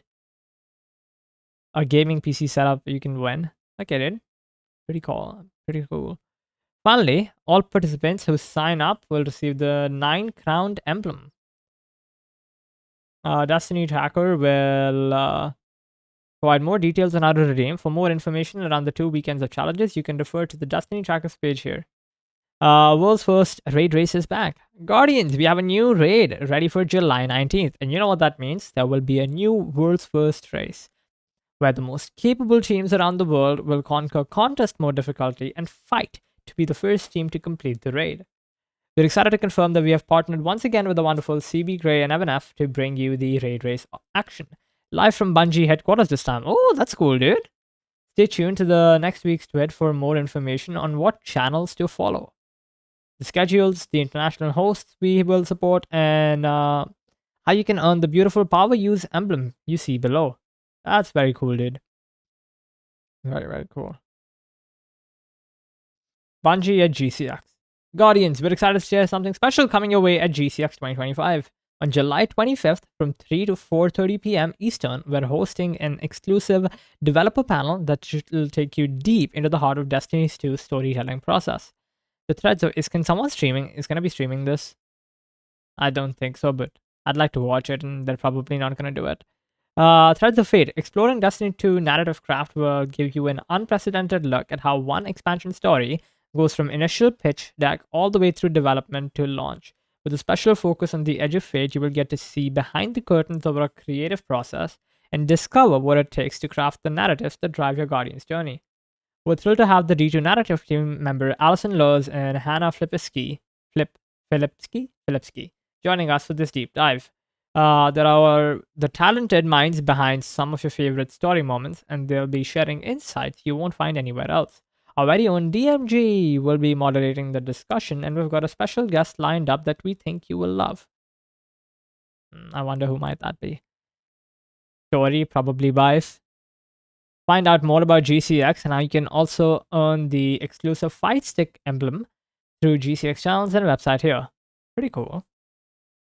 or Brief 001, Vanguard, Kepler Restricted Brief, All Points Bulletin, Guardian, Operative. Dispatch contains restricted information for select fire teams and will purge its data upon closure. The House of Exile. Classification, Elixni House, Unknown Fungal Symbiosis. Hazards, Standard Elixni Armaments, Mines and Traps. Modified Armament, Strand Spear and Stasis Screen. Heightened reactions and subdued pain response. Telepathically receptive. Intel.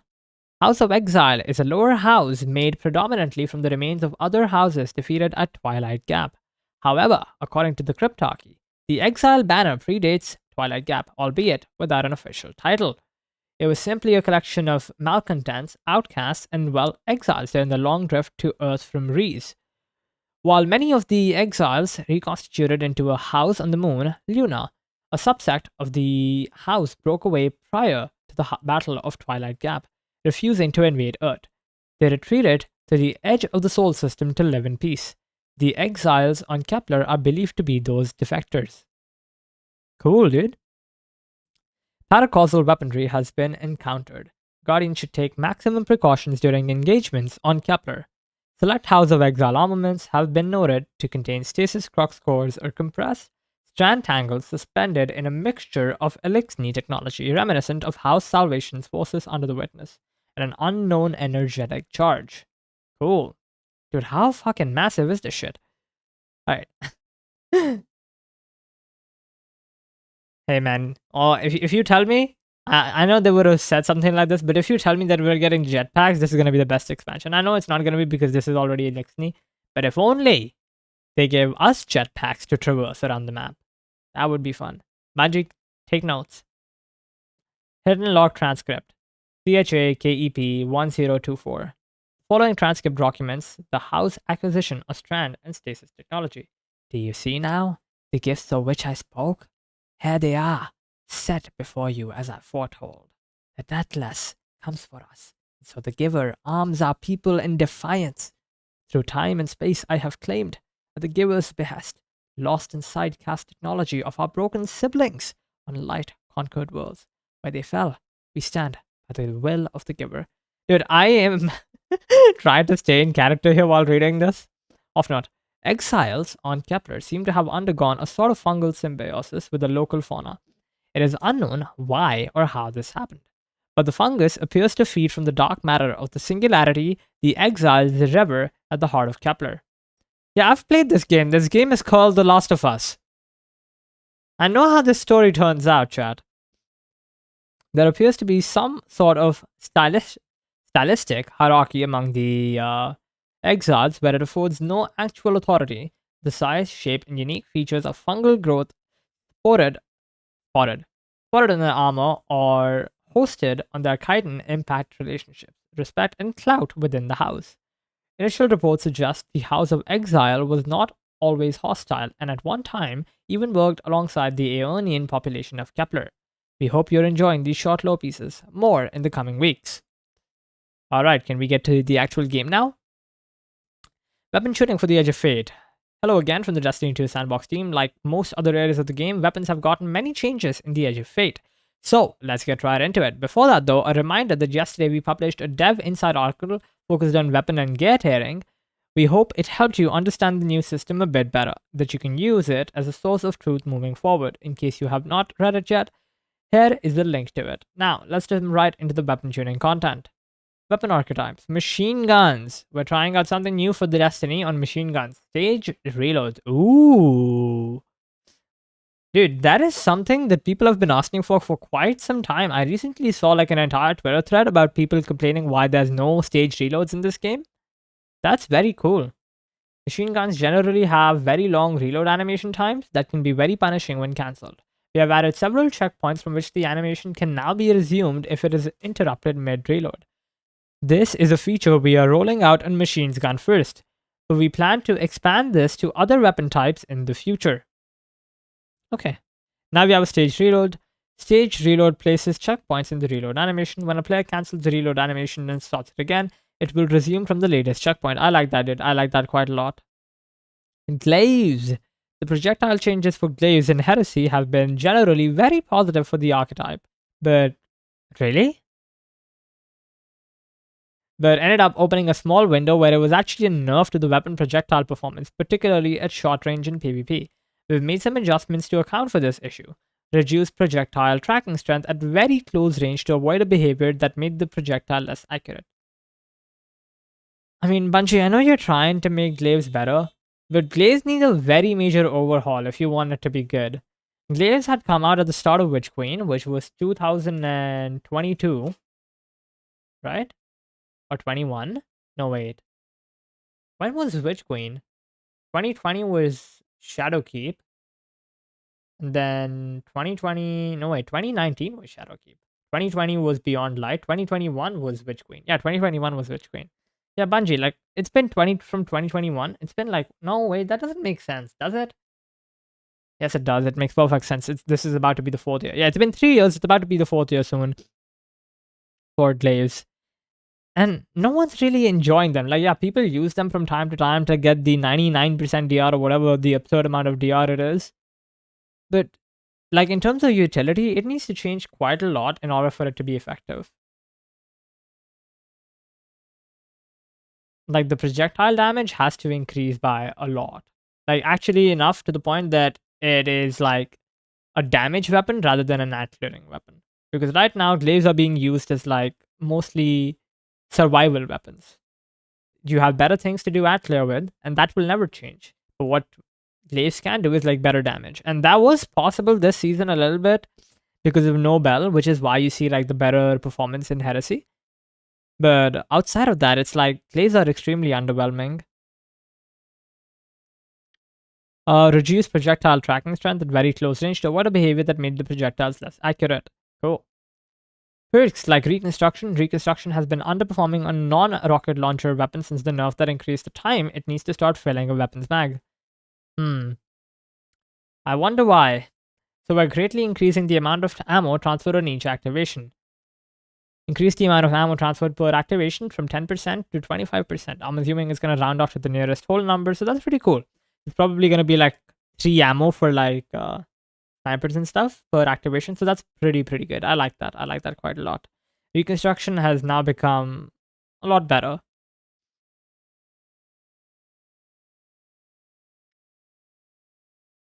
With this change. Right. Paracausal affinity. We generally think it's pretty important for players to be able to anticipate when a damage buff is going to expire. Since having one active or not is something players are often making heat-of-the-moment gameplay decisions about, adding a visible timer to the buff. Cool. That's pretty cool. Nice QOL. Kinetic Tremors. Kinetic Tremors feel good to use on faster-firing weapon frames, but it can underperform a bit on slower-firing ones. Decrease shots to activate on certain weapons and subfamilies. High impact auto rifles require 9 hits, down from 12. Aggressive and high impact scout require 5 hits, down from 6. Hand cannons have received specific tuning. Aggressive hand cannons require 4 hits, down from 6. Adaptive requires 5 hits, down from 6. Precisions are unchanged and still require 6 shots to activate. Okay. 1-2 punch. This was covered in the TWID on melee changes, but we're copying it here for posterity. Now works with all melee abilities. Perk active increased from 1.22 to 3 seconds. That's pretty cool. I like that. Attrition Orbs. Attrition Orbs is currently too powerful on area denial grenade launchers. Oh my god. But it is somewhat underwhelming on other weapon types. I already know where this is going. Increased perk projection by 20% across the board. Okay. Reduce perk by 80%? Ah, okay, dude. Ah, okay. With area denial grenade launchers. 80%. Rip. This is surprisingly not as noticeable as it sounds. Yeah, no, it does sound very noticeable, Bungie. By noticeable, like, instead of being an orb shitting machine, I'm gonna be shitting one orb like every 5 seconds. That is gonna be very noticeable. I'm trying to get a guitar error coded here. Increase perk projection by an additional 30% on swords. Again, that's pretty cool. Ego Reg and Valiant. Oh my god, what are you doing? Ego Reg aggressive tracking targets presents two problems. It makes it more frustrating to use this perk for mobility in PvE. And it makes... I don't know where this is headed. It makes it somewhat oppressive in PvP. Valiant Charge has similar issues. It can track to unintended targets. Oh, okay, I'm starting to like where this is going. Relatively often. Which undercuts some of the Repulse's fantasy that the perk functionality suggests. While active, melee search angle is now reduced by 50% at the start of the lunge range and 88% at the edge of the lunge range. Let's go! This requires the player look more at their target to strike it, improving specific target acquisition in PvE and requiring a more direct look in PvP. W, dude. Excellent change, Bungo. I like it. Like it quite a lot. Chain reaction. Oh my god, there's no shot you're getting it again for the second time. As fun as the chain reaction plus hatchling interaction is, what weapon even has the chain reaction plus hatchling? It is inconsistent with other perk combinations. We are generally not allowed to chain explosions together. Why? Why are we not allowed to chain explosions together, Bungie? Firefly, Dragonfly? And Firefly Hatchling? Dragonfly Hatchling? Like, we have so many of those. Why? What's wrong with chain reaction and Hatchling? It is important to be as... Fucking Galahorn, dude. Explosion after explosion. It is important to be as consistent as possible when we handle these interactions.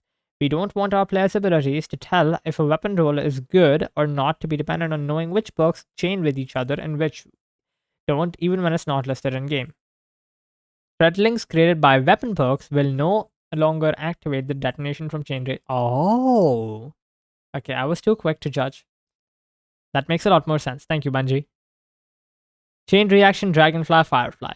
These perks currently deal amounts of damage. Bro, how we are like 30% of the way. My god. Holy god.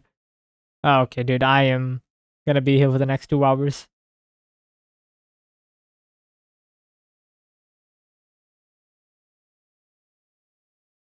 Chain reaction, Dragonfly, Firefly.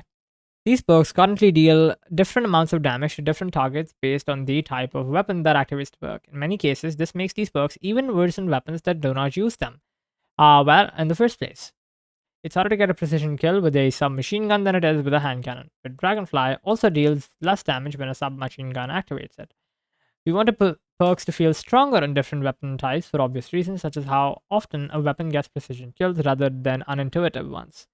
Chain Reaction, Dragonfly, and Firefly no longer use a weapon archetype scaling against combatants, instead use a new perk, damage scaling, that is more normalized between different weapon types. This buffs many weapons with these perks against most targets. Okay. Here are some of the biggest winners from this change. Fusion rifles deal 41% more chain reaction damage to minor combatants. SMG deals 43% more Dragonfly and Firefly damage. Oh my god. ARs deal 47% more Dragonfly damage to minor combatants. Yeah, bye-bye Incandescent. Hello, Incandescent. LFRs deal 165% more chain reaction damage to minor combatants and at least 124% more chain reaction to all other combatants. Swords deal 123% more chain reaction damage to minor combatants and at least 193% more chain reaction damage to all other combatants.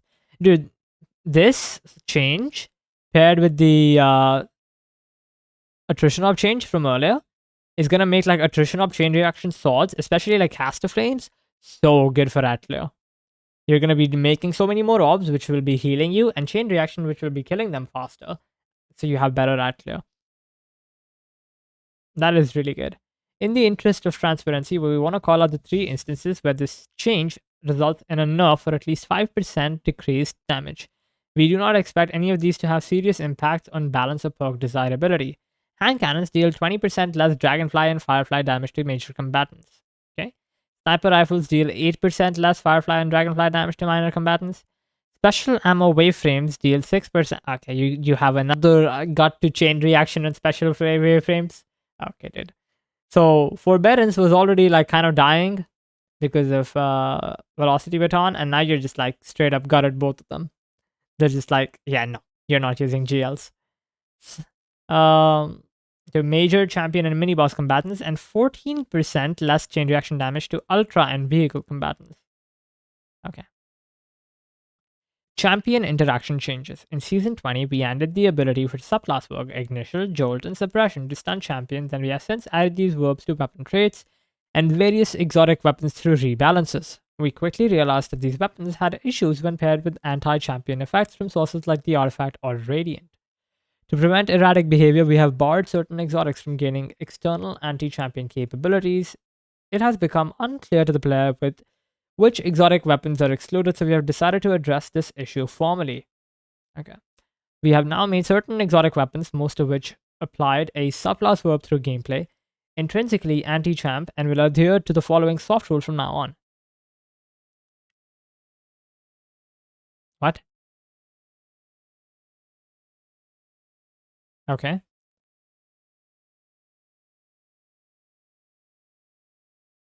Okay.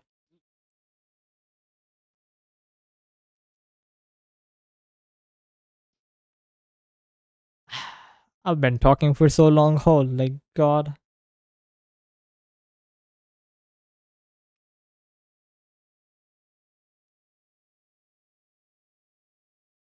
I'm gonna take a 2-minute break, chat. I'm gonna be back and then we'll continue reading. This is way too long to be reading.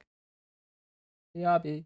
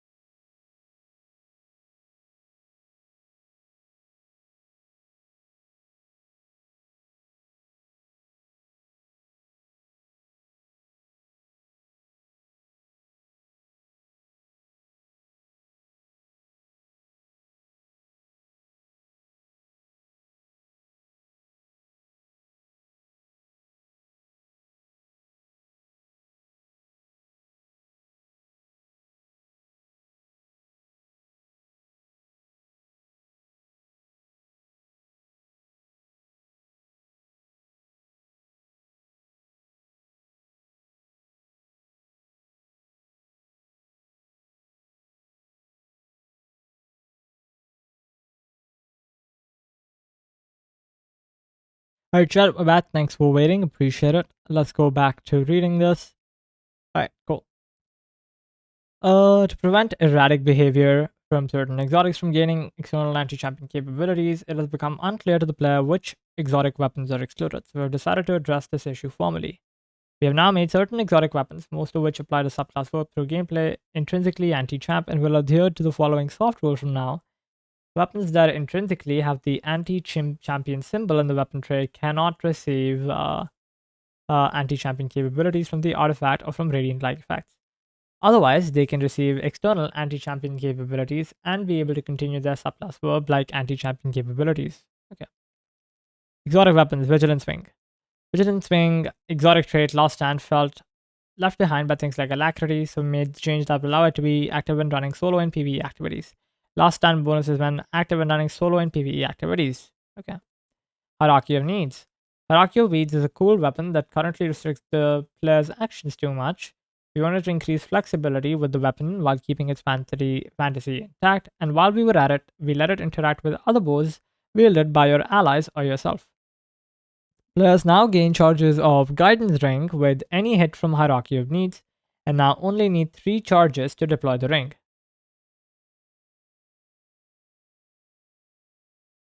Okay, got it. Hierarchy Spawn Guidance Ring duration increased from 13 seconds to 20 seconds. Hierarchy Spawn Guidance Ring now rotates to face its owner. Oh, cool. Players are now limited to 1 Guidance Ring in the world per player. Okay. Spawning a second one will remove your previous ring. Got it. All bows now spawn missiles when fired through an ally's player's Guidance Ring. Yes, all bows. Ooh, dude. We got Galabos. Fixing issues where I'm gonna call it Galabos. Fixed an issue where Hierarchy's Seeker missile would not play detonation visual when colliding with the world geometry. Okay. DMT. DMT has developed a reputation in the Crucible over its years in the game, but has always struggled a bit in PvE. We've made some adjustments to help it cancel out its long reload time and reward players more for landing their headshots. Each stack of Cranial Spike now grants 3.4% damage versus combatants, max 17% in 5 stacks, plus 1 round reloaded. Wait, every single time you reload, you get like a second round? Or you can get a maximum of total 1 round in the mag. You've increased the mag. I think it says plus 1 round reloaded. I'm not sure what that means, to be honest. Duality. The previous set of changes to Duality were good, but didn't do quite as much as we were hoping. We have relaxed the trigger on a straight perk to allow it to ramp into good single target damage more consistently. Added a secondary activator for black wings. Now gives the buffs when landing most of your pellets on a target. Okay. The Navigator. The Navigator is an interesting exotic, but it has built a 1-bit trick for its woven mail and tangle creation. They've added a bonus to the weapon while the wielder has woven mail to let it excel while you're using it for its original purpose. Yes, which is to make grapple points. When the user has woven mail, increased damage 25% in PvE, 5% in PvP, and increased ammo generation stat. Okay.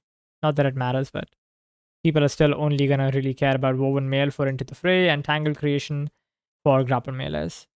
Wicked Implement. We've shifted Wicked Implement to a faster rate of fire to better align with its gameplay fantasy. With our recent changes to how stasis interact with champions, we've also made Wicked Implement be anti-overload intrinsically to align with the stasis role in the sandbox. Now is rapid fire RPM. Now takes 1 additional hit to start slowing and to freeze to account for the faster rate of fire. Increase magazine to 20 is now intrinsically anti-overload. Okay. Got it. Cool. Okay. Hard Shadow. A big constrictor for a lot of heavy swords is just how fast they chew through ammo. It makes it hard to choose when and where to use them, especially for a weapon like Hard Shadow that very much wants you to use it to clear out chaff by peeking in and out of invisibility. So with these changes, we've leaned harder into that fantasy. Increased ammo reserves, reduced cost of heavy attack to 3 from 4, added defeats while Shot in the Dark is active, make you invisible once again. World Line 0. Whirl Liner has been a fun sword to play with, but has largely fallen out of favor ever since it's lost its ability to let you skate. Alongside the introduction of Vigor to give it a more defined niche, we are leaning into its Tesseract ability, emphasizing Atlia via rapid, nimble teleports. Increased launch distance of the heavy Tesseract attack by 3 meters. Removed the ability to chain 2 blink attacks back to back. Added a new effect. Defeating a target with Tesseract allows you to Tesseract again for a short duration. These extra blinks attack cost less ammo and consume less card energy. Okay. Devil's Ruin. Devil's Ruin is another exotic that has built a 1-bit trick for a long time now. We have reworked the weapon to remove its fire on release behavior, as well as making the beam more of a reward once it has been enabled. Removed fire on release behavior, beam is now behind a special reload. Okay. Kills with the weapon make fire sprites, and picking up fire sprites enable the special reload. Oh my god. Beam now scorches on hit and ignites on kills. Okay. Increased mag to 20 is now intrinsically anti-unstop. Tommy's Matchbook. Tommy's Matchbook runs into issues with survivability and overall usability. These changes focus on improving that experience, allowing players to maintain the ignition trigger even if they stop shooting for a moment, and providing intrinsic avenues to heal back lost health without completely removing build crafting potential. We also wanted to provide a higher incentive for players to hip-fire this weapon and improve how self-damage is communicated to the user and to other players. General added a burning screen effect while the player takes self-damage from ignition trigger. Cool, more information clutter. Other players who are taking self-damage from ignition trigger will now have a burning effect surrounding their model. Ignition trigger. Their hot buff now appears as a bar. While ignition trigger is active, the bar charges as you fire the weapon and drains when you don't. So as long as the bar has some charge, ignition trigger will remain active. Heatsink. Hipfire self-damage decreased to 50% less damage than ADS self-damage, previously 33% less damage. Catalyst. Removed improved health regeneration. Now final blows while ignition trigger is active grant cure X1 to the user. Oh cool, dude. Scorch on hit is unchanged. Okay. Winterbite. With a massive update to how melee damage work, this always-on effect, Winterbite, ended up being a bit too much free damage, especially in comparison to swords like Wicked Implement. Swords like... Okay, to swords. That's a separate sentence. I need to read the punctuation marks. Like Wicked Implement, Winterbite will now be intrinsically anti-overload to align with the changes made to the Stasis Shadow Champion Stunning. Reduced enhanced melee damage with ammo to 20% versus bosses, down from 50%. Wow. This is to account for how now being able to receive melee damage bonuses from a variety of sources is now intrinsically anti-overload. Anti-champion changes. The following weapons have been rebalanced but have been given anti-champion capabilities intrinsically. Wait, they had like this talk, right, where overload was no longer going to be done with Shadow. Was it this one?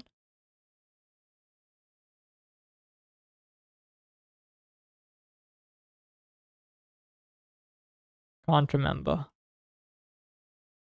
Yeah. JC Shadow now stands Overload champion instead of Unstops. This is like such a stupid change to me. Right. The following weapons have not been rebalanced but have been given the anti-champion capabilities intrinsically. Anti-Unstop, Queensbreaker and Dragon's Breath, Anti-Overload, Tractor, Darcy, Two-Tailed Fox, and Salvation Script. Conditional finality can be both anti-overload or anti-unstop depending on which element is active. Regarding PvP, for those of you looking for PvP tuning numbers, we are aware of the math in terms of balancing around fixed health values and the new weapon stat damage bonuses. We have our finger on the trigger and are aimed at a number of targets, but we want to make sure the weapons and perks we choose to tune actually become balance issues, instead of preemptively nerfing a bunch of builds or playstyles before you are even able to try them out. Once it is known how realistic it is to achieve certain stat combos and what trade-offs those stat splits enforce, we'll have a more complete picture to determine how problematic these builds actually are in the Crucible. We'll be watching and gathering your feedback, and we are standing by, ready to adjust as necessary in near future updates. Power in the Edge of Fate. With the reimagining of Destiny's 2 core game experience comes a refreshed version of player power. We have overhauled how you earn power and what it means to your journey across the season to be a more meaningful experience. We've also removed the weekly barriers and are now giving you more agency in choosing how you want to level up. Owning power will be more intuitive than ever before. Wait, hang on for 1 second. If you're removing the pinnacle loot, does this mean that technically everything becomes farmable? So like, everything is farmable at all times? So if I wanted to go into a raid and just keep on doing it again and again, there is a chance that I get things other than spoils. Not sure yet. Earning power will be more intuitive than ever before with most activities. Wait, are there even going to be red borders in the new raid? I don't think so. Yeah, I think that is the end of red borders though. Good riddance, dude. Holy, I did not enjoy red borders.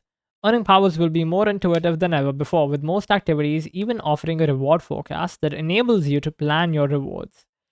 Increase your power by overcoming greater challenges and earn higher tiers of both armor and weapons that come with additional stats and benefits. Refreshing power. The first thing you'll notice when you log into the Edge of Fate is the power refresh. Power inflation over the years has created huge numbers that can be confusing and unintuitive, particularly for new and returning players. When the Edge of Fate releases on July 15th, power will be refreshed to start at 10 for a much cleaner and more intuitive experience. Legacy power will still be visible on the power tooltip, shown when you hover over your power number on the character screen, if you want to know what your power would be in the old system. Oh cool, that's pretty cool as well. Power band. In the updated power band from 10 to 200, power will work as it traditionally did when playing up the previous soft cap. You'll see progress just by finding gear across whatever you want to play, from the new Edge of Fate expansion to PvP to patrolling your classic favorite destination.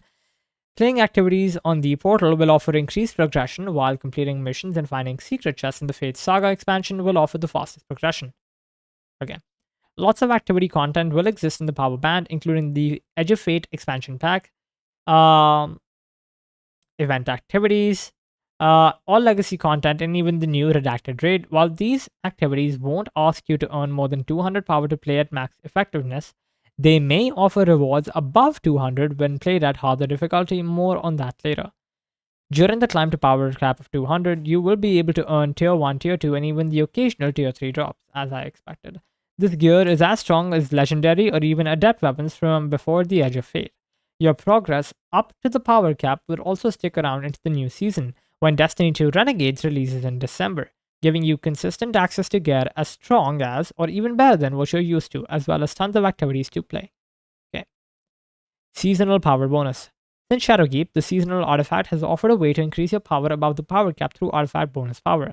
While this was a great way to get an advantage in high power activities, it wasn't consistent with finding new, better gear driven instead by XP. It incentivized behavior like bounty farming that didn't quite focus on overcoming new and greater challenge. Why are people bounty farming again?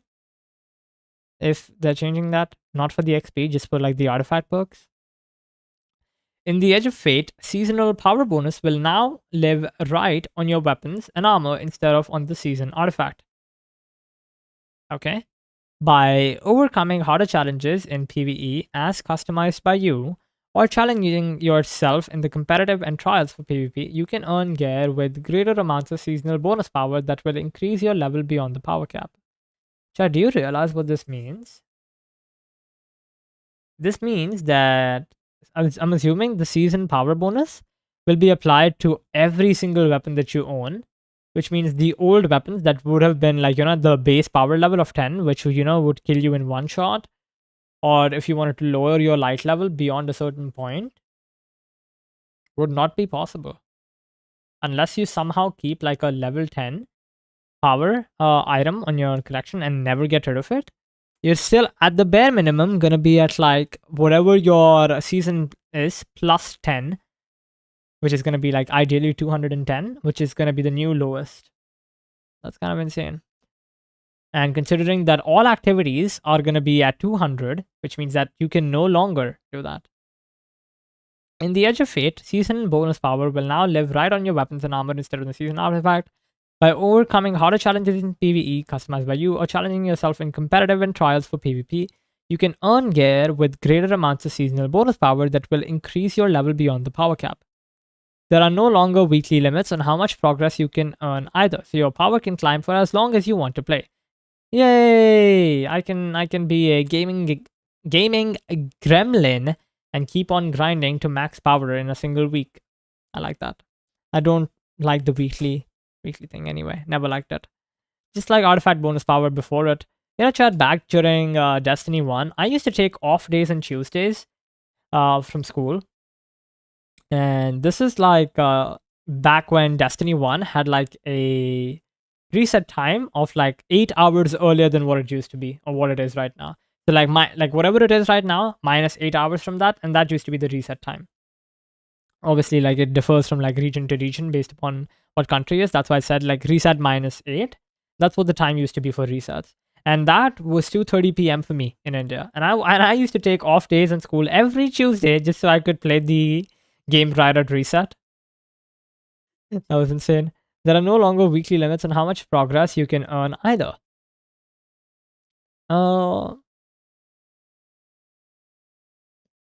So your power can climb for as long as you want to play, just like artifact bonus power before it. The seasonal power bonus power levels are limited to the current season, and any weapons or armor above the power cap will be back to 200 at the start of the next season.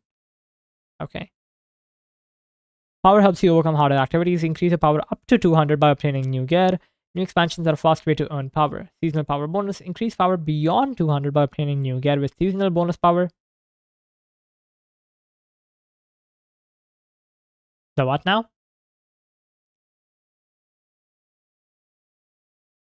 Oh, wait, so you have to earn power? You can't like... Oh, okay. Never mind. Earn higher season bonus power by... No, wait. Okay, so only the new gear will have season bonus power. Earning higher season bonus power by playing harder activities. Okay. I need a little more insight on this. Bonus power and rewards. As we climb to the power of 200 by increasing your power level further with season's bonus power, you will be able to earn higher tiers of armor and weapons with even greater benefits. When the Edge of Fate first launches, you will be able to increase your power as much as a total of 450. On high enough grades from portal activities can give you consistent growth all the way to 400. Total power 400 to 450 rewards will come with the newly upgraded Prime Engrams, which drop with both higher power and higher gear tiers than your regular rewards. Oh, thank God. Prime Engrams finally have a use instead of dropping at power after Pinnacle. Achieving higher grades in portal activities improve your chances of finding Prime Engrams, which are also no longer limited by week. With the Ash and Iron update, major update later this season, you will be able to earn total power all the way up to 550. Bungie, you're doing the same thing. Like, yes, you're reducing the power from like 1,000, but you're making it away. Like, just remove a 0. Instead of it being 550, just make it 55. Let us start at 1 and take us to like 20. Let there be 55. You're like overcomplicating the numbers again. Like, what's the point? It's just like divided by 4 at that point. Regular rewards from the portal activities will be able to be dropped up to 500 total power, and Prime Engrams will again reward get up to hard cap of 550. Those who wish to reach 500 power will be awarded with the regular drops of the highest tier of weapons and armor. Tier 5. This gear comes with both unique aesthetics qualities and the highest stats, so be able to consistently farm them with an aspirational journey for the most ambitious Guardians. And make sure to regularly check what's going on in the portal. Challenges in the seasonal hub page and events will both be a great way to get some bonus power progression.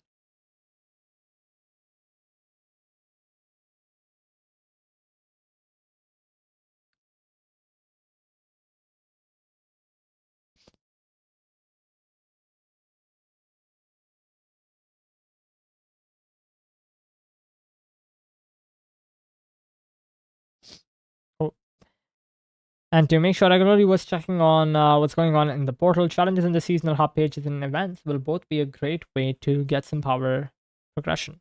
Right, Infusion is a great way to increase the power of your favorite items, but needing a constant supply of upgrade modules to do it was a hassle. We're simplifying Infusion to instead use enhancement cores directly, so you no longer need to make constant trips to Banshee. Any upgrade modules you may have in your inventory at the start of Edge of Fate can be safely dismantled to reclaim 5000 Glimmer and 1 enhancement core, the same price that Banshee Nada once sold them for. That's cool. You can infuse levels of seasonal bonus power into your favorite gear by using a new currency called unstable cores.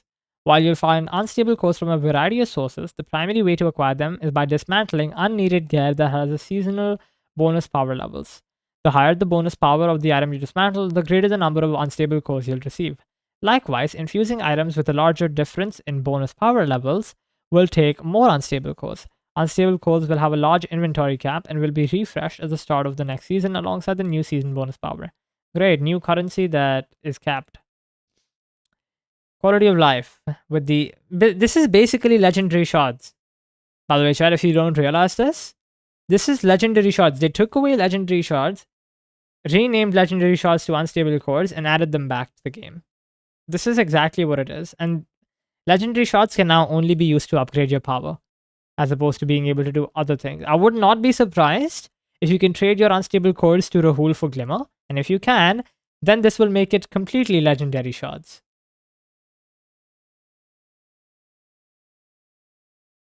Can't believe I had to spend all my legendary shots that I've earned over the years. You know, by the way, they actually still didn't remove the legendary shots. They just hid the UI and made like things not cost a legendary shots. Like if you open the Destiny app on your phone and go to your gear, you will still see the exact number of your legendary shots that you have. They just removed like the visibility of it in the game. They're not gone. If they wanted to, they could bring legendary shots back and everyone would be at the exact count they left it at. Although most people have spent it, including myself, before it kind of went away. Quality of life. With the Edge of Fate, the power climb should be more intuitive than ever before. Seasonal bonus power offers a refreshed player journey for the highest tiers of gear every season, while keeping numbers understandable and meaningful. The reward forecast for many activities will preview exactly what power your reward will be when you reach the target score. With the new core game modifier system, you can even curate what kind of challenge you are in for, allowing everyone's unique journey to be uniquely wait, what?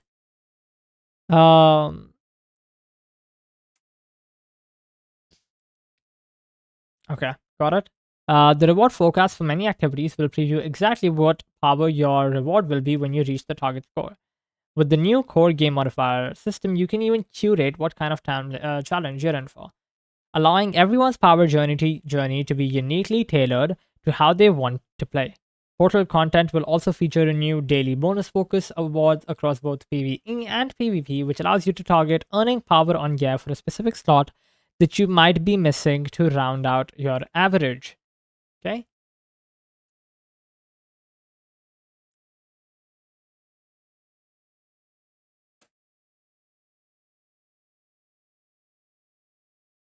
Okay, got it. Both account-wide power progression and fireteam power introduced in the final shape will be sticking around as well, so your progress will carry over to all your characters and you can always play with your friends. Great. So not only now we have like an infinite amount of pinnacles per season, we also have like the old system, so we can just... Pretty much what this means is I never have to play on my Titan or Warlock at all, ever, at any point, unless I'm doing like a specific activity that requires it. I don't have to. Economy updates in the Edge of Fate. Oh no, I don't like where this is going. In the Edge of Fate, we're taking a deep look at our core game activities like in-game economies and rebuilding them along with the rest of the game. Core game activities, Solo, Fireteam Ops, Pinnacle Ops, Crucible, and Trials of Osiris will be your primary sources of Glimmer, Strange Coins, and Masterwork materials. These rewards will scale alongside your gear with better rewards coming from higher difficulty content. Okay, as it does now. As you can see below, a lot is changing with this release and we will continue to evolve over the coming seasons based on your feedback and analytics. Please keep it coming. Hey, you know what they say about a lot of changes? A lot of changes brings a lot of bugs. I am gonna be amazed if this expansion is not filled with bugs at the beginning. You know, I have left this rule chat in my life. I don't know if any of you do this. I only make one change at a time. And then that's the only change that I've made. Be it for anything, be it in my life, be it something related to tech, be it something I do. I make one change, singular change, and I monitor it for a day. If everything is well, then I change it. The next thing. Because anecdotal evidence suggests that when you change like 11 different things and something goes wrong, you don't know what you've changed and what of those 11 things. And now there you're sitting there troubleshooting, trying to figure out what it is exactly. And so many times it can be two different issues that are masking one another. So you turn off one, but the issues still persist. So you think, well, it's not this one. But then you do another one and it still persists. And now that you've gone through all 11, the issue is still there. But what you don't realize, it's a culmination of two of them together. And that is a lot harder to decipher which is why I believe in doing one thing and one thing only. And when you're done with that, and when you've established that everything is safe and sound, then you proceed with the next thing. As you can see below, a lot is changing with this release and will continue to evolve over the coming seasons based on your feedback and analytics. Please keep it coming. Armor Masterworking, along with Armor 3.0, oh my god, bro, how much more of this shit is here, dude? This is so long.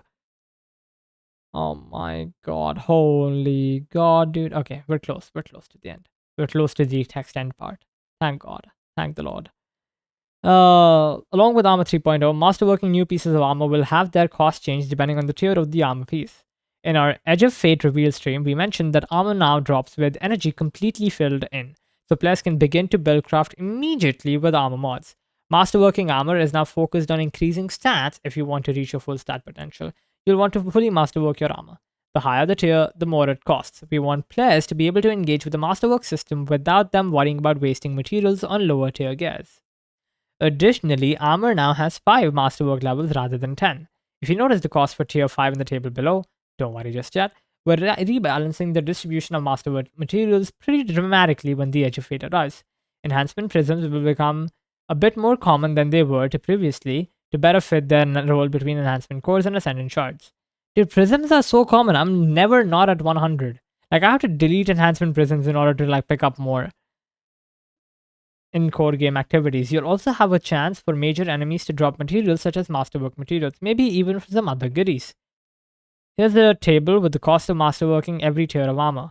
At tier 1, masterworking just costs glimmer. At higher tiers, glimmer plus cores. For tier 2, it is higher glimmer and enhancement cores. And what in the fresh hell is this? Prism shards. Okay. 1 prism. At tier 3, it is this. Masterworking is this. And then this is like the equivalent of current masterwork, which is like 1 ascendant shard. Okay. At tier 4, same amount of glimmer, slightly higher glimmer actually.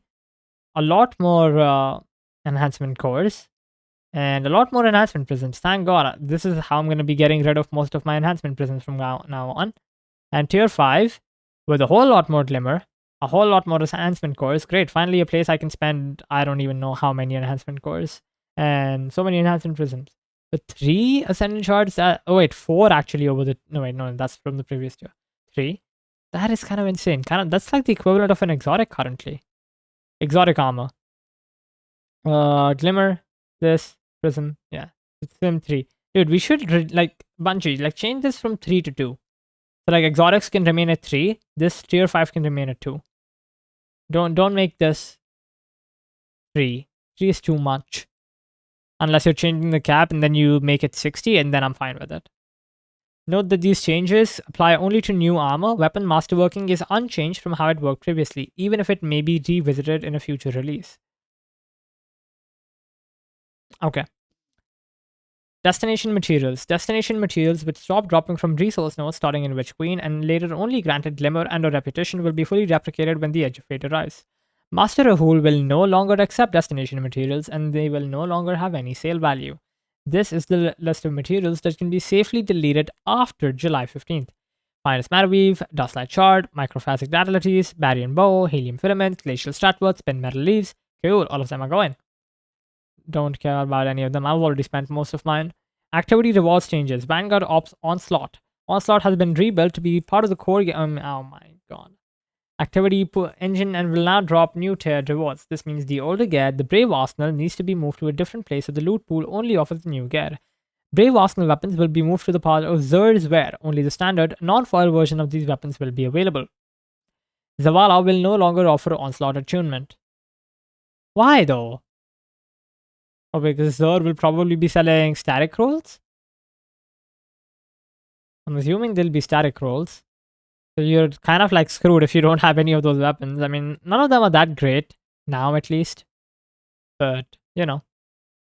Nightfalls. While Nightfalls will remain accessible from the World tab in the Edge of Fate, they will no longer work on a weekly rotator, but on a daily one. Ooh. And will include all current Nightfall strikes and battlegrounds. Okay. This requires some changes to how the loot pool was delivered. I can get behind that. I like having access to all Nightfall strikes and being able to do any one at random instead of having just one. But wait, how would that work with champions though? Nightfalls have champions. And since if it's random, then how do you set your loadout? You just set your loadout for all 3. Nightfall weapons are now legacy gear. Nightfall loot pool will be updated to include all previous Nightfall weapons that have origin traits. Nightfall rewards are on a knockout list until all Nightfall weapons have been unlocked. From then on, all Nightfall weapons have a flat drop chance. Grand Nightfall Nightfalls no longer exist. Man. Bye bye GMs. As their purpose and function have been transferred to the portal screen in Conquest. You will still experience Grand Master difficulty, just in other areas. Man. Dude, that is Lep's entire content. I don't even know if like the new GM portal thing can be soloable, because Lep has done every single Conqueror from the first season up until now solo, and that's like a bulk of his content. You even have like his solo GM-a-thons now. I don't know how it's gonna work with this, like, because I don't know if all of them are gonna be soloable. Man, I'm gonna miss GMs, dude. I'm gonna really miss GMs. Legacy Rituals, Crucible, Gambit, and Vanguard Ops. Activities that don't offer tiered gear require some adjustments in the new system. Ritual repetition reward tracks have been removed. Yay! Thank God. Ritual engrams have been removed. No. Legacy focusing remain, but costs have been updated with the removal of ritual engrams. Oh, cool. So you can focus things without engrams now? 15,000 glimmer? Bro. There's no way. There's just no way. No way. 15,000? Okay. Legacy armor and legacy weapons will cost 15,000 glimmer, 3 enhancement cores. I'm fine with the enhancement code. 15,000? Bro, Bungie, get rid of one of the zeros here, dude. Okay. Vendor and reputation rank tracks. When you start playing The Edge of Fate, you'll notice the vendor reputation system has been removed from vendors in the tower, with the exception of Hawthorne. This new approach comes in hand with the rebalance of rewards throughout the game. Without going into too much detail, we can say that removing these reputation tracks allow us to be more rewarding with currencies and gear that drop from activities. With that in mind, here's a list of additional changes coming to a fistful of vendors, fistful, with the new expansion. Not a handful, a fistful of vendors. We hope it helps you understand their new duties. Xur. Xur will not sell legendary armor in the Edge of Fate. All of Xur's legendary armor will be moved to Ada 1, as I actually used to call her Shader 1, because she would sell shaders, where she will sell them for cosmetic purposes. Cool. Can you already make it cosmetic? So that it helps? So I don't have to waste my currency? Xur will now sell 2 exotic armor pieces per class per week. One will be from the existing pool of exotics that Xur has always sold. One will be from Beyond Light, Witch Queen, Lightfall, and the Final Shape pools. Why? Why specifically these?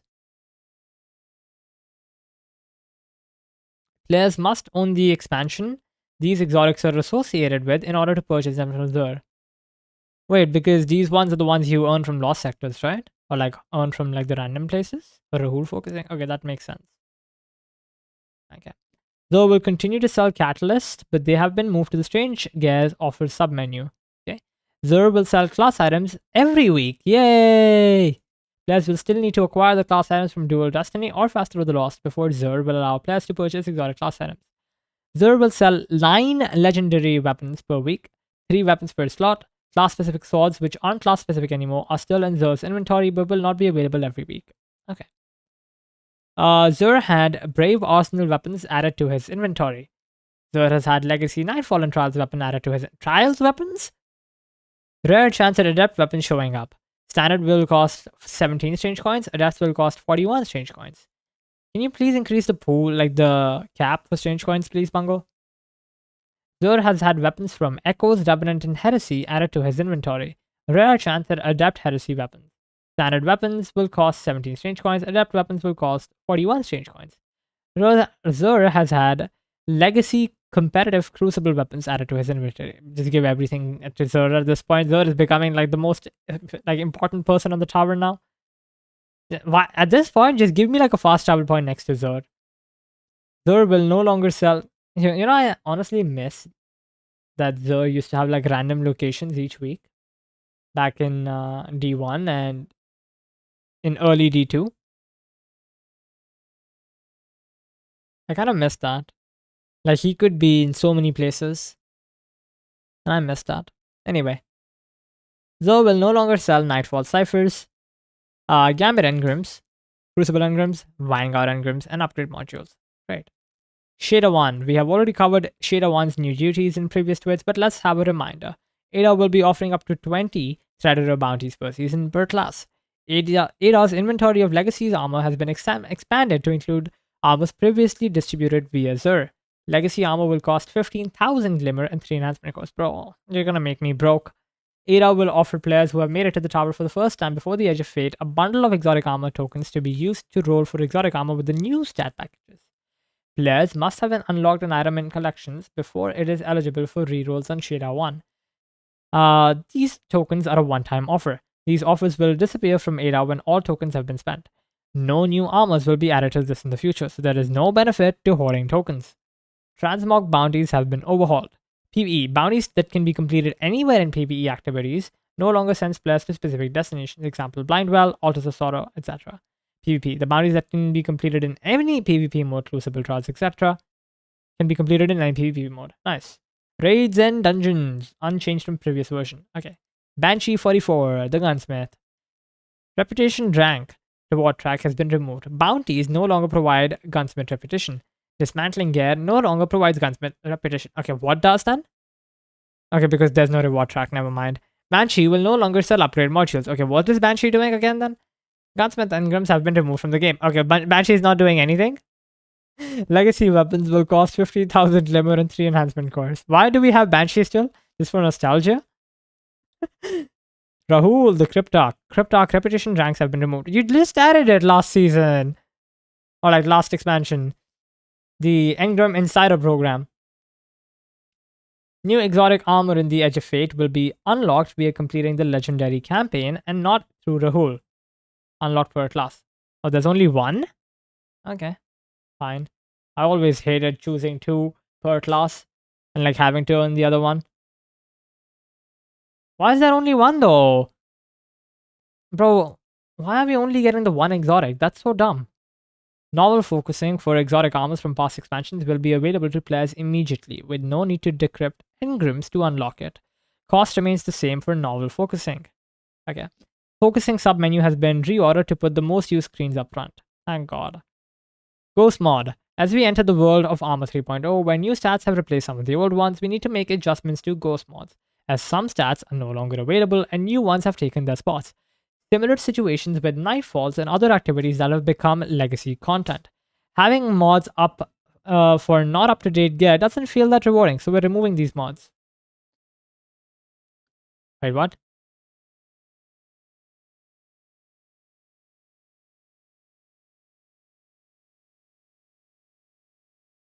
Adding mods for not...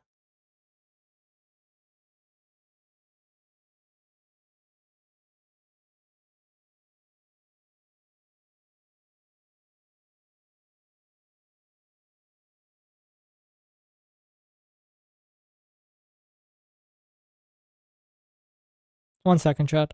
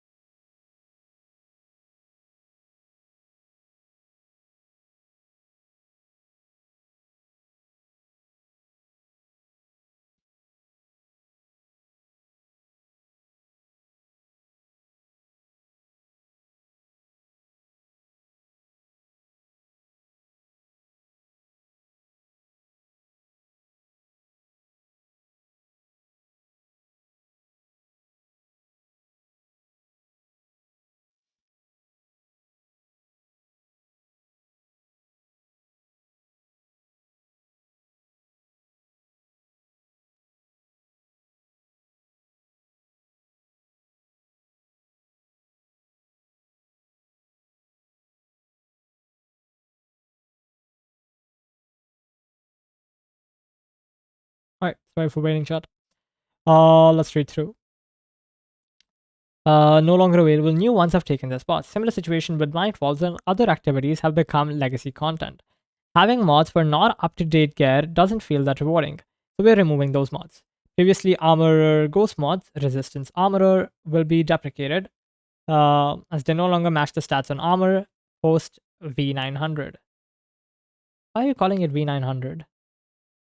I'm confused. Is there a memo I missed where you're calling it V900? Oh yeah, because it's going to be 9.00 update series. Okay. They will be replaced with a new set of Armorer Ghost mods. Okay. Some Activity Ghost mods have been deprecated. We plan to add a new Activity Ghost mod in a future release. Osirian Chips and Nightfall Ciphers. Osirian Ciphers and Nightfall Ciphers. Oh my god. Osiris. Shouldn't there be an S here? Osirian Ciphers and Nightfall Ciphers will not have a use in the Edge of Fate, but they will remain in your inventory, and we're not deleting them. We have plans for them in Destiny 2 Renegades, and we will tell you about it when our plans are more advanced. Okay, got it, dude. Destiny 2 expansion open access. Do you have a few friends interested in Destiny? I wish, dude, but that hesitate to make the jump. No, they don't even want to play. I've tried a lot. Is there anyone who wants to play Destiny? Now's a good time. Good news, let them know about the Destiny 2 Open Access Week. Starting July 8th, that is next Tuesday, which is yesterday, and until July 22nd, even after the expansion releases, all currently available Destiny 2 expansions will be available for free on all supported platforms: PlayStation, Xbox, Steam, Microsoft, Epic Games Store. Additionally, all 3 currently available episodes will also be free for all supported platforms until July 15th. And the cherry on top, all the currencies, gear, title, triumph, and cosmetics earned during the open access period are yours to keep. That's pretty cool. It's almost Bungie Day. We draw closer to that lucky 7. Last week, we covered some of our Bungie Day plans in partnership with the Bungie Foundation as part of their continuing to help reduce distress and suffering in children through entertainment and partner with humanitarian aid organizations in times of natural disaster and crisis. The team is here to talk about the 7th column chaos. We are also partnering with Twitch's Summer of Rewards campaign to bring you some fresh new emblems on the road to launch. From 12 a.m. Pacific on July 7th, Bungie Day, yay, until 12 a.m. Pacific time on July 15th. Gift a sub in the Destiny 2 category to receive a pixel perfect emblem. Oh, cool. Can I gift a sub to myself and still get it? I'm assuming I can. I kind of like this 8-bit theme. I should gift a sub to myself. Last but not the least, be on the lookout for the Bungie Day sale starting 7/7 at 10 a.m. Pacific on the Bungie store, where we'll have all new exciting savings, retired rewards, and much more. Then Bungie get rid of the Twitch bounty rewards as well, starting in Edge of Fate. Savings, retired rewards, and much more. Okay, player support report. Destiny content vault updates. Oh my god, holy god, there's so more content. With the start of Year 8 of Destiny 2, certain items will be deprecated from players' inventories that correspond with vaulted activities and seasonal campaigns. They will then be moved into the DCV. We have updated the DCV article to reflect these changes and created a new article fully outlining items being deprecated at the start of 8 years for players to reference. Claim your seasonal rewards! Both Episode Heresy and Ride of the Nine ends on July 15. Make sure to claim any expiring rewards before they're gone, including Episode Heresy seals and rewards, Season Pass items, vendor rewards, ritual vendor engrams, and Bungie rewards. Got it? I don't care about any of them. I don't want any of them. Astral Drake helmet update. We had previously shipped a fix to the Astral Stasis Drake Hunter card that removed the hood due to clipping issues. This was later reverted so that players who liked the visual of the original hood could continue to enjoy it that way. However, we acknowledge that there were fans of both styles of the helmet, as mentioned in a previous tweet. We are finally giving players both options. When the Edge of Fate launches, players who own the Astral Stasis Drake Hunter armor, that is a mouthful, will be able to claim these new hoodless variants of the helmet from the special deliveries kiosk. This bonus option will also be available to anyone who purchased the armor set going forward. Known issues list. Eternal title doesn't count for accounts total titles. Huh? The Eternal title doesn't count towards an account's total title. Okay, total title count. The Ascension aspect isn't working with certain exotic armor and okay. The champ title has lost this. We've seen this before. Alright. Power couple artist of the week. It has been a while since we've had one of our favorite couples around here, so let's fix that with this lovely piece. Okay. Sorry. Movie of the week. We usually choose videos that are funny, inspiring, or that feature an amazing feat. But every now and then, we must issue them as a reward for something awful the game has done to a fellow Guardian. That was nasty. Okay, and maybe also quite fun to watch. That was a long tweet. Yeah, it really was. But also a great one. Tons of information to digest, so take it slow, try to understand what it means, maybe rely on your favorite content creators to get some different point of views, or just wait to play the game to get a more hands-on idea. You do you, alright? The Edge of Fate and the Year of Prophecy as a whole will bring a lot of systematic... I read as like systemic changes, but then I just read it as system changes. System changes to your favorite video game. Yes, we've said that a few times already, but it's still true. So, let's add something more. It is not my favorite video game, Bungie. I'm telling you this now, and I tell this to everyone. Destiny is like a trap. Once you're in it, you can't get out. So anyone who has invested more time in this game, you're in this game forever, dude. This is your life. It's like a bottomless pit. You step foot in it. There's no getting out of it. Save yourself while you can. But I will continue to play this game for as long as they make content. I don't even know why I do it, but I do it. It's just something about Destiny, dude. Something about fucking Destiny that I cannot pinpoint. That has made me play this game for 10 years. I have not played any other game for 10 years. Yes, we've said that a few times already, but it is still true. So let's add something more this time. To better understand everything, you are going to need to play and test it. Words and videos only get us so far. The good thing is that we're almost there. Only 12 more days before you set foot on Kepler. Actually 6 days now. 5 days now. 6 days, sorry. And discover all its secrets. Bring your best fashion, Guardians. Destiny 2 community team. I like that. Final twid before the new expansion, chat.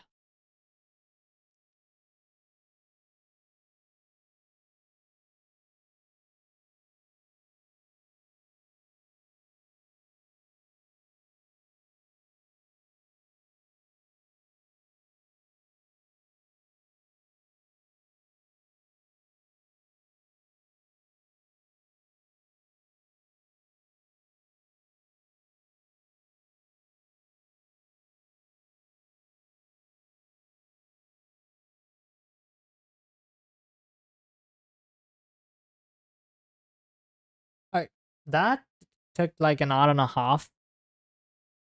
A little bit shorter than I expected. I thought it would take me 2 hours, about half an hour was saved in the process. Pretty good. I'm happy. Pretty happy with that. But anyway, chat, I think with that, we're going to be calling it a night here. I did mention that it was going to be a short stream tonight, not a super long stream.